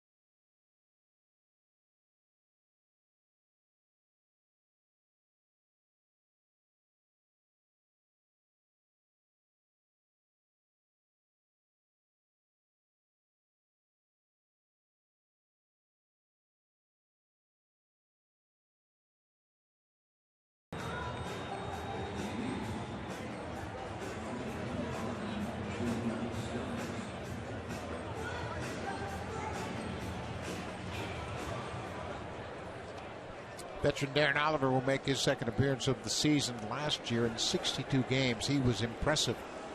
A 206 earned run average, and he was stingy, especially against right-handed hitters. Yeah, he was another guy. He's not just a lefty situational guy. He can give you the inning, the full inning. It looks like John Gibbons is going to use him in the 8th inning. Popped up. Drew Stubbs goes after the first pitch. Bonifacio makes the catch. 1 down. Yeah, that's been a point of discussion around the ball club. Who's going to pitch the 8th inning? And I think for the time being, it's going to be determined by where you are in the lineup. Back to the top of the order, you've got Michael Bourne, a left-handed hitter. Gibbons and Pete Walker talking about where they're at in this ball game. They're up by 2. Darren pitched in last night's 8th inning against the Indians, and here he is tonight. Michael Bourne chops it toward first. Lynn waits on it and steps on the bag. 2 quick outs for the veteran Oliver. He controls the game. Much like Mark Burley does, how he controls the tempo of the at-bats, Darren Oliver does the same thing. There's Casey. Jansen getting loose.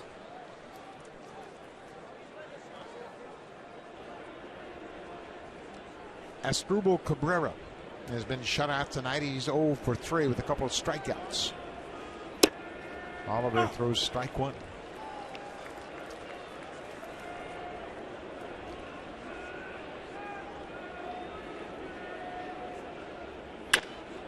There's a drive toward the gap in right center. Bautista puts his head down. It's up against the wall.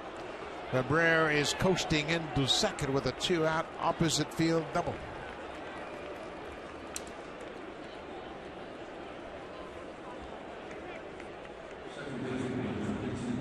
You're right about the Indians. They just don't give up. 12 hits now for Cleveland. Yeah, they're scratching.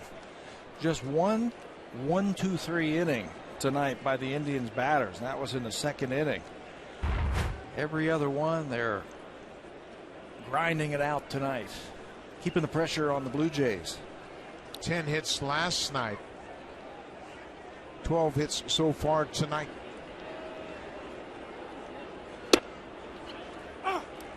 Jason Kipnis takes strike 1.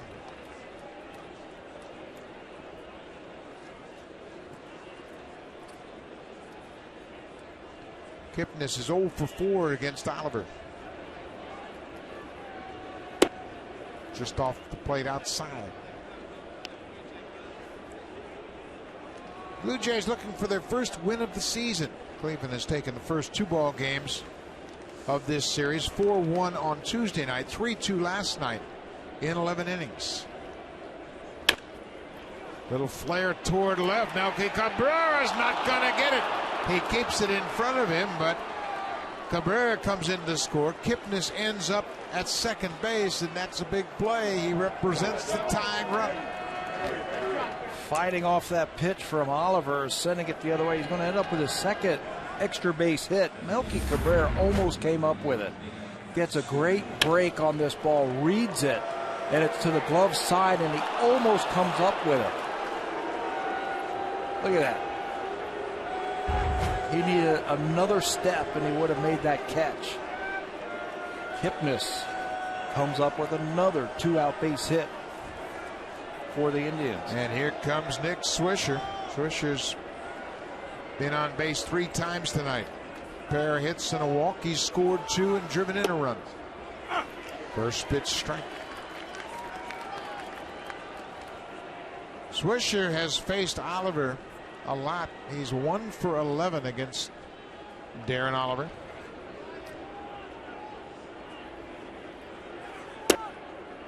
This breaking ball missed downstairs. It's a 9-8 ball game.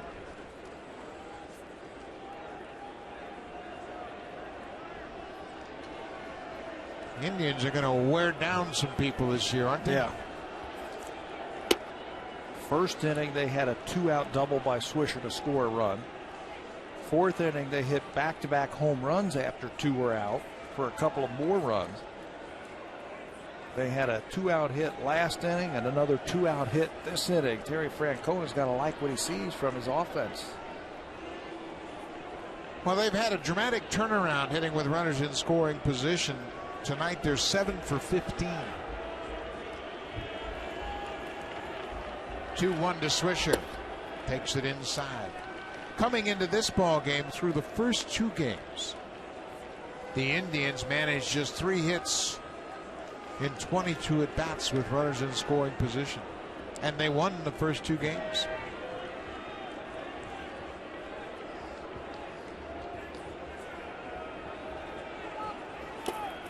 Swisher takes the walk. Oliver wasn't going to give in to him with Michael Brantley, a lefty, on deck, even though he represents the go-ahead run. The go-ahead run and is swinging a hot bat. But after, I think Darren Oliver fell behind Nick Swisher, he said, you know what, first base is open. I'll take my chances with the left-hander.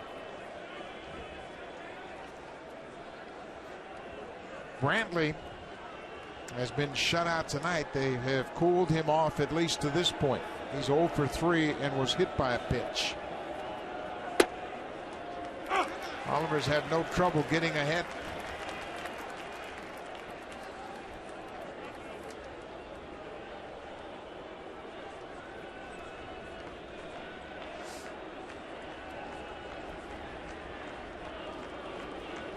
Brantley entered the ball game 5 for 7.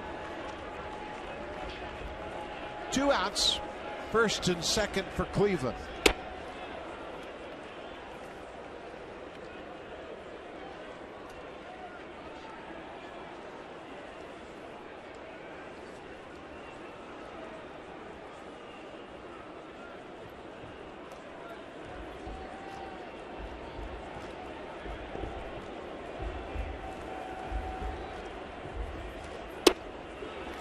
Good breaking ball. He backed off the breaking ball a little bit, got the strike. Yeah, and it really messed up the timing to Brantley. That's what he does. Put a little on, take a little off, move the ball around. Big pitch here. Infield playing deep. Try to keep it on the infield. Up the middle, Bonifacio knocks it down and throws it wide of second. He kept it on the infield and saved a run for the time being. Bonifacio did a terrific job knowing he had to keep that ball on the infield. But then from the turf, he tries to throw the ball to second for the force out and misses the mark. Yeah, it didn't have a whole lot of time with Swisher running at first base. He's not being held on over first, so he can get a huge lead. And the first job again of an infielder, knock the ball down, keep it in the infield so that tying run doesn't score.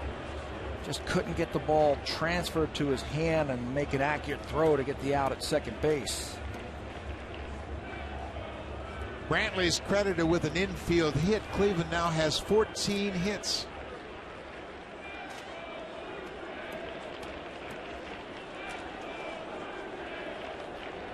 (9-8) Blue Jays. Kipnis, an RBI double. He's at third. Swisher walked. He's at second. And Brantley, the infield single.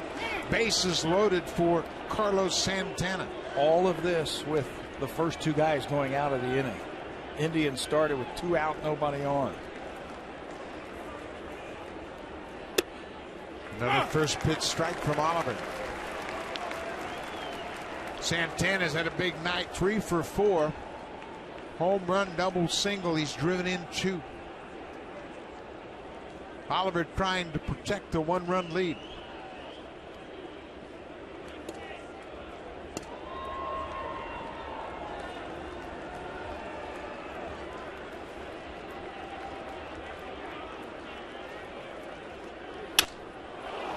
Up the middle, Bonifacio goes to first in time. What a play by Emilio Bonifacio to get Oliver out of a bases-loaded jam.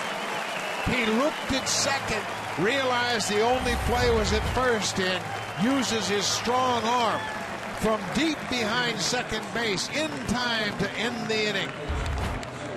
A 1-run lead for the Blue Jays as we go to the Blue Jays Central Update. Here's Jamie Campbell and Greg Zahn in the Blackberry Broadcast Studio.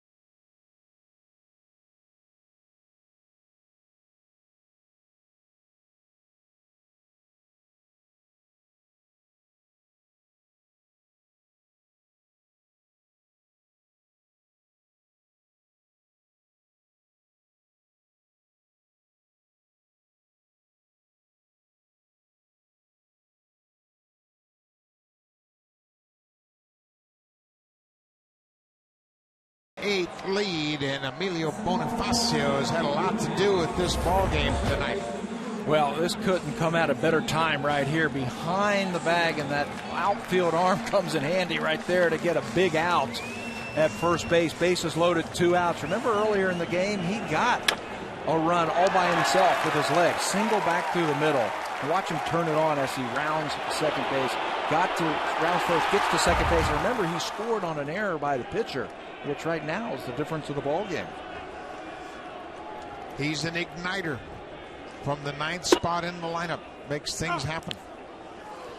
Laid down a terrific bunt in the 5th. Looked like it was a base hit all the way, but Lonnie Chisenhall, the Indians' third baseman, made a fine defensive play and threw him out. Matt Albers, his second inning of work, misses down and in. Bonifacio dealt with injuries last year. He and Reyes were teammates with the Marlins, and Bonifacio was on the DL 3 different times. DL twice because of a thumb injury, and then ultimately a knee injury ended his season. Slashes that one into the seats.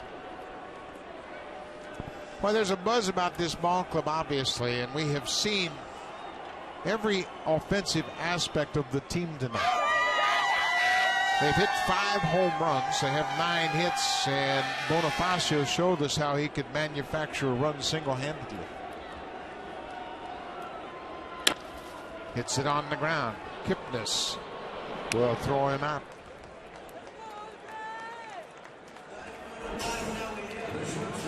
Casey Jansen, the closer, loosening up. Blue Jays are up by a run. Well, it's good to see him healthy, and it was a very slow process in spring training. He worked an inning in last night's game. Gave up a single, had a strikeout, but that's it. Jose Reyes has scored twice tonight. You know, you talked about the offense and everything that we have seen tonight. Sure would like to see one more run. How about a run right here? Make it a little bit easier in the top of the 9th inning.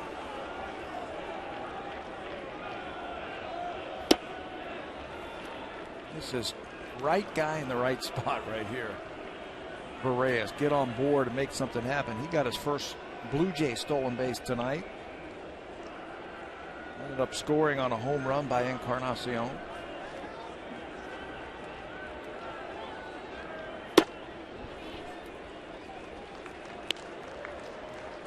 Matt Albers in his first year with Cleveland, and boy, they have revamped their bullpen. There's some good arms. Brian Shaw, we saw him last night.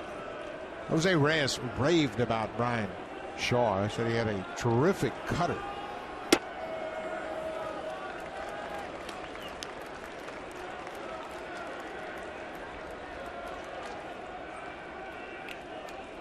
Welcome to those fans that have been watching the Maple Leafs. They lost to the Philadelphia Flyers. We're glad to have you aboard. You've missed a heck of a ball game to this point. And Reyes draws the 1-out walk. Blue Jays lead it 9-8. They've hit 5 home runs tonight. Jose Bautista hit a 2-run homer in the first. J.P. Arencibia hit his first of 2 in the second inning. Edwin Encarnacion, his first home run of the season, was a 3-run homer in the 5th.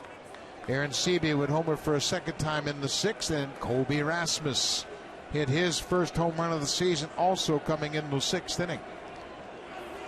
Big bats have been booming all night. Now the Jays would love to have some insurance. Melky Cabrera has gone 0 for 3 tonight. Reached on an error in the 6th.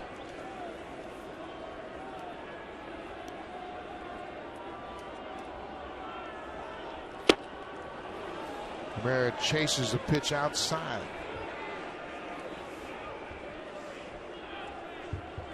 Reyes at first had a stolen base in the 5th. He came around to score on the 3-run home run by Encarnacion.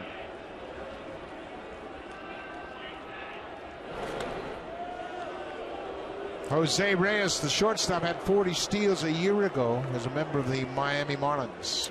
Just the threat of a steal can put fastball in the mind of that pitcher so he can deliver a little bit quickly to help out his catcher. Outside. And you know, hitters love that.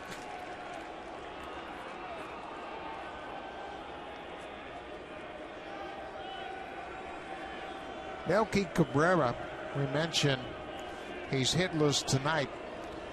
He's had a hit in both of the first 2 games of the season. Defensive swing, and he stays alive. Cabrera started last season with the Giants with an 8-game hit streak. Got off to a terrific start. He would end up hitting .346 for the Giants. And I think if he's going to get a hit here in this at bat, he's going to have to hit the ball the other way. It looks like they're trying to keep him away. Off the plate inside, I think you're right. Albers, when he has come inside, is well off the plate. He's trying to get Cabrera out away. And he can do it. He can punch that ball the other way.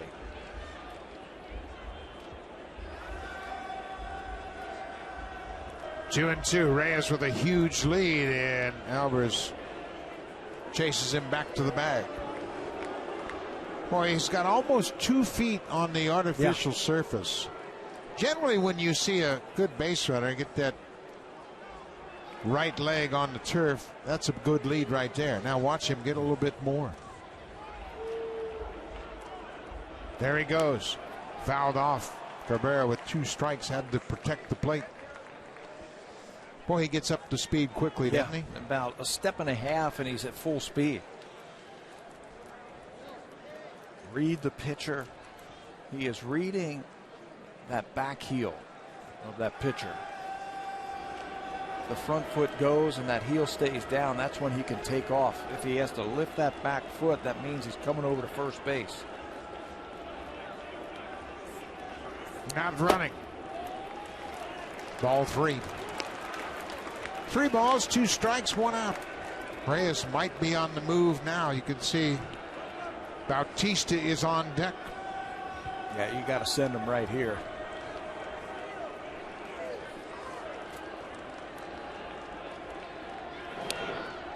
Reason you start the runner is to stay out of a potential inning-ending double play, and you hope you get Bautista to the plate. Yep, with a runner in scoring position, and if you guess right as a hitter who's covering the bag, maybe you can roll one through the infield.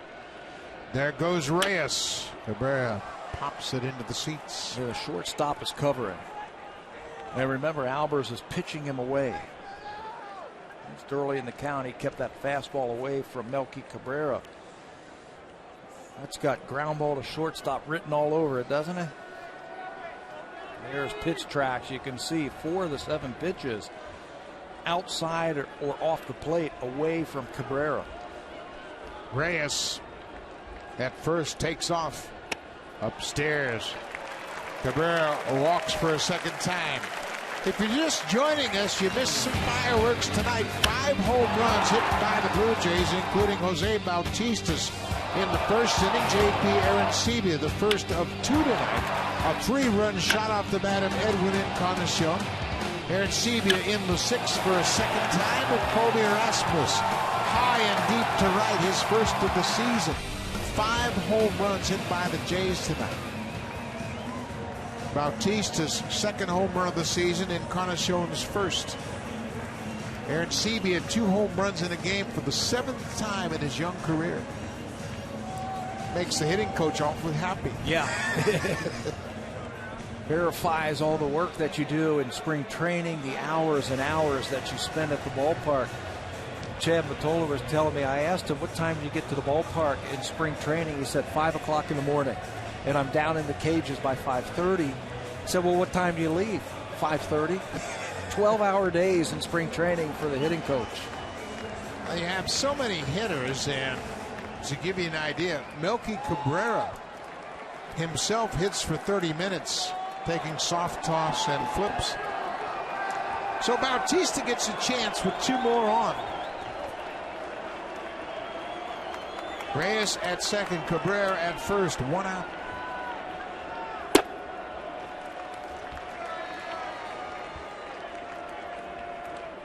Bautista knows Albers well. Albers spent time with the Orioles. Jose is 5 for 15 with 2 homers against Albers. You can see from Jose's approach, he is looking for something on the inner half. Right on top of that plate, his hands hang out over the plate. And his first move is trying to clear those hips, looking for something on the inner half. With that home run tonight, he's hit 126 home runs since 2010, more than anybody in baseball. And he missed half the season last year.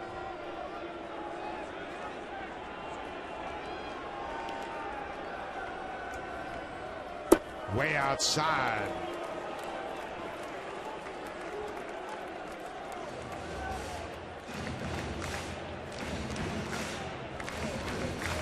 The Indians have out-hit the Blue Jays 14-9. But the Jays are up by a run, 9-8. Thanks to the home runs, 5 of them tonight.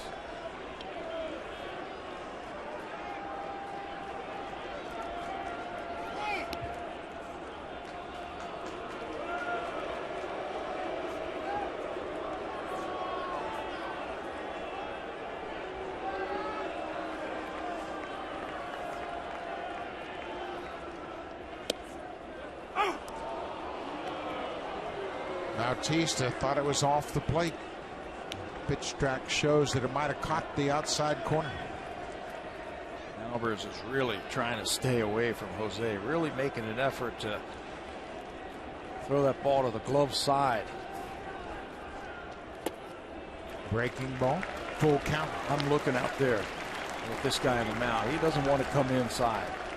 Well, and then you look at the on-deck circle, and Edwin Encarnacion is standing by. Reyes walked.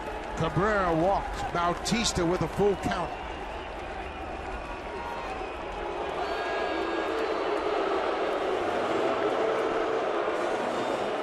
Tough spot for Matt Albers. Yeah. And you better be on the same page with your catcher, what you want to do here. 3-2, 1 out. I don't expect the runners to take off here. Got to guard against that line drive double play to take yourself out of the inning. Jose doesn't hit a lot of ground balls. But you want to make sure you're on the same page of how you want to throw, what you want to throw here to a big slugger. Runners not going. Bautista bounces it up the middle. Cabrera. Bautista's safe, and Reyes scores from second. Cabrera was out at second base for the second out of the inning. Bautista hustling all the way. Reyes never stopped and scored from second. And let's give an assist to Melky Cabrera, the runner at first base, who went into Kipnis, the second baseman, to make that a little bit tougher play. Reyes takes off, and there goes Cabrera. Watch him around the bag, just get right in the way of Kipnis. And Bautista beats it out. And here comes Reyes. He takes off on the pitch. Luis Rivera, third base coach, throws up the stop sign, say hold right there, but you know what? With that type of speed, he is going to make it without a throw easily. Running with his head up. Watch Reyes turn and look. Sees the throw to first, and there's no chance for Reynolds. Big insurance run here in the 8th.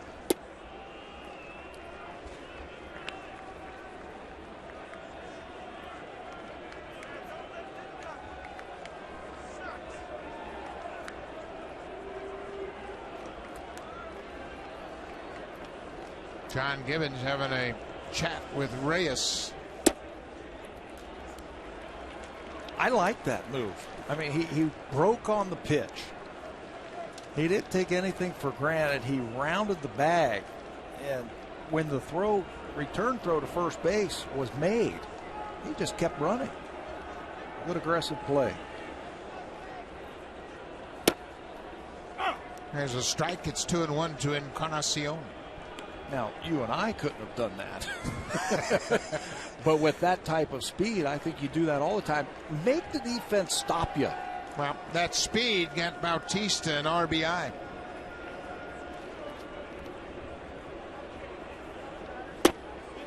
Right on the corner, it's 2-2. Last 2 runs that the Blue Jays have scored. We've talked all night about the home runs, but the last 2 runs that the Blue Jays have scored, benefits of great speed. Bonifacio now, Reyes.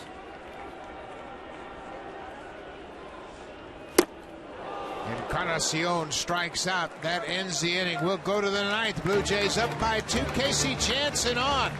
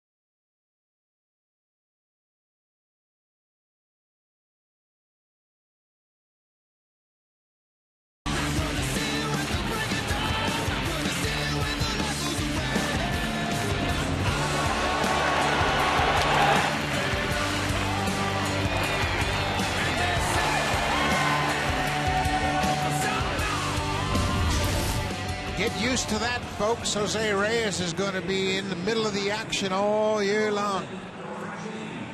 He has had a big night and gave Casey Janssen a little insurance, some breathing room. It's a 2-run lead for Janssen as he's looking for his first save of the season. First chance at a save in 62 games last year. He had 22 of them. Righties hit 218, lefties even better, just a $172 against Janssen.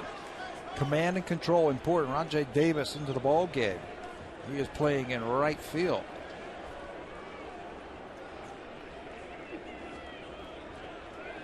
Jose Bautista out of the game, and kind of makes you wonder if he did not have some sort of injury. It's a curious move. Bautista's a terrific defender, of course. So Rajai Davis is in right.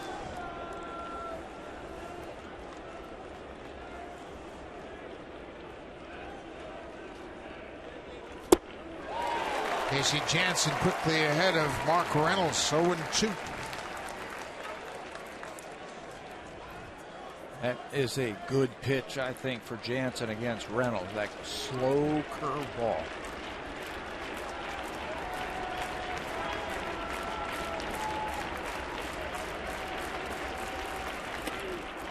Slider misses downstairs.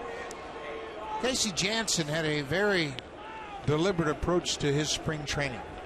Coming off shoulder surgery. He waited 5 weeks at the end of the season, hopeful the shoulder would heal, but it didn't improve at all. Then he underwent surgery. There's that slow breaking ball, right on time. First out of the inning. Let's go back to the bottom of the 8th inning. With Reyes at second base, Bautista hits a ball up the middle, and keep your eye on Reyes. Takes off on the pitch, picks up the bag, and the stop sign. He's watching the play. Good base runners really don't need a third base coach. They have a good feel for the game. They have a feel for what's happening on the field. And Reyes, with those good instincts, just takes a peek over his left shoulder, sees that the second baseman has the ball, is going to try and throw the ball to first base. He can outrun the baseball. Third baseman Lonnie Chisenhall gets jammed and hits a weak grounder to third. 2 down.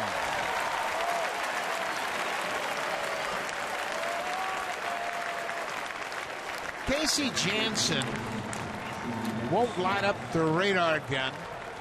Doesn't have a distinctive trick pitch, but man, oh man, does he have command. And smarts. 2 outs. He knew that curveball was going to give Reynolds some problems, and he went to it when he needed it. And he pitches ahead. John Gibbons was talking about him before the game. He says, we'll have to watch Casey the first month of the season because of the injuries that you talked about. But when you're painting like that,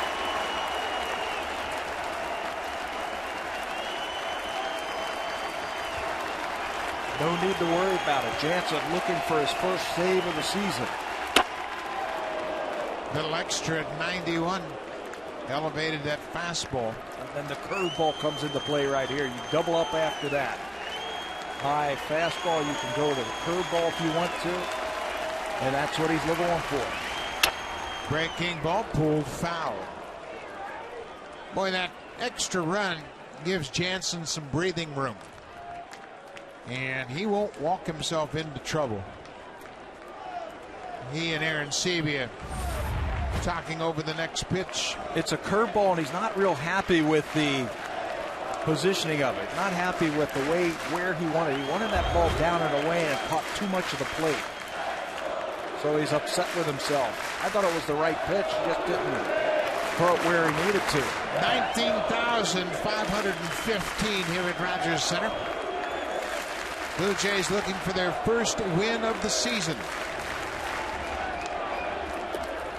Curveball bounced in the dirt.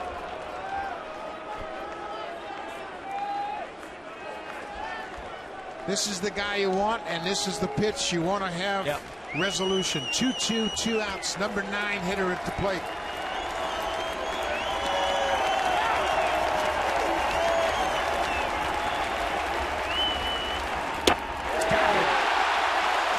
Blue Jays win their first win of the season. Casey Jansen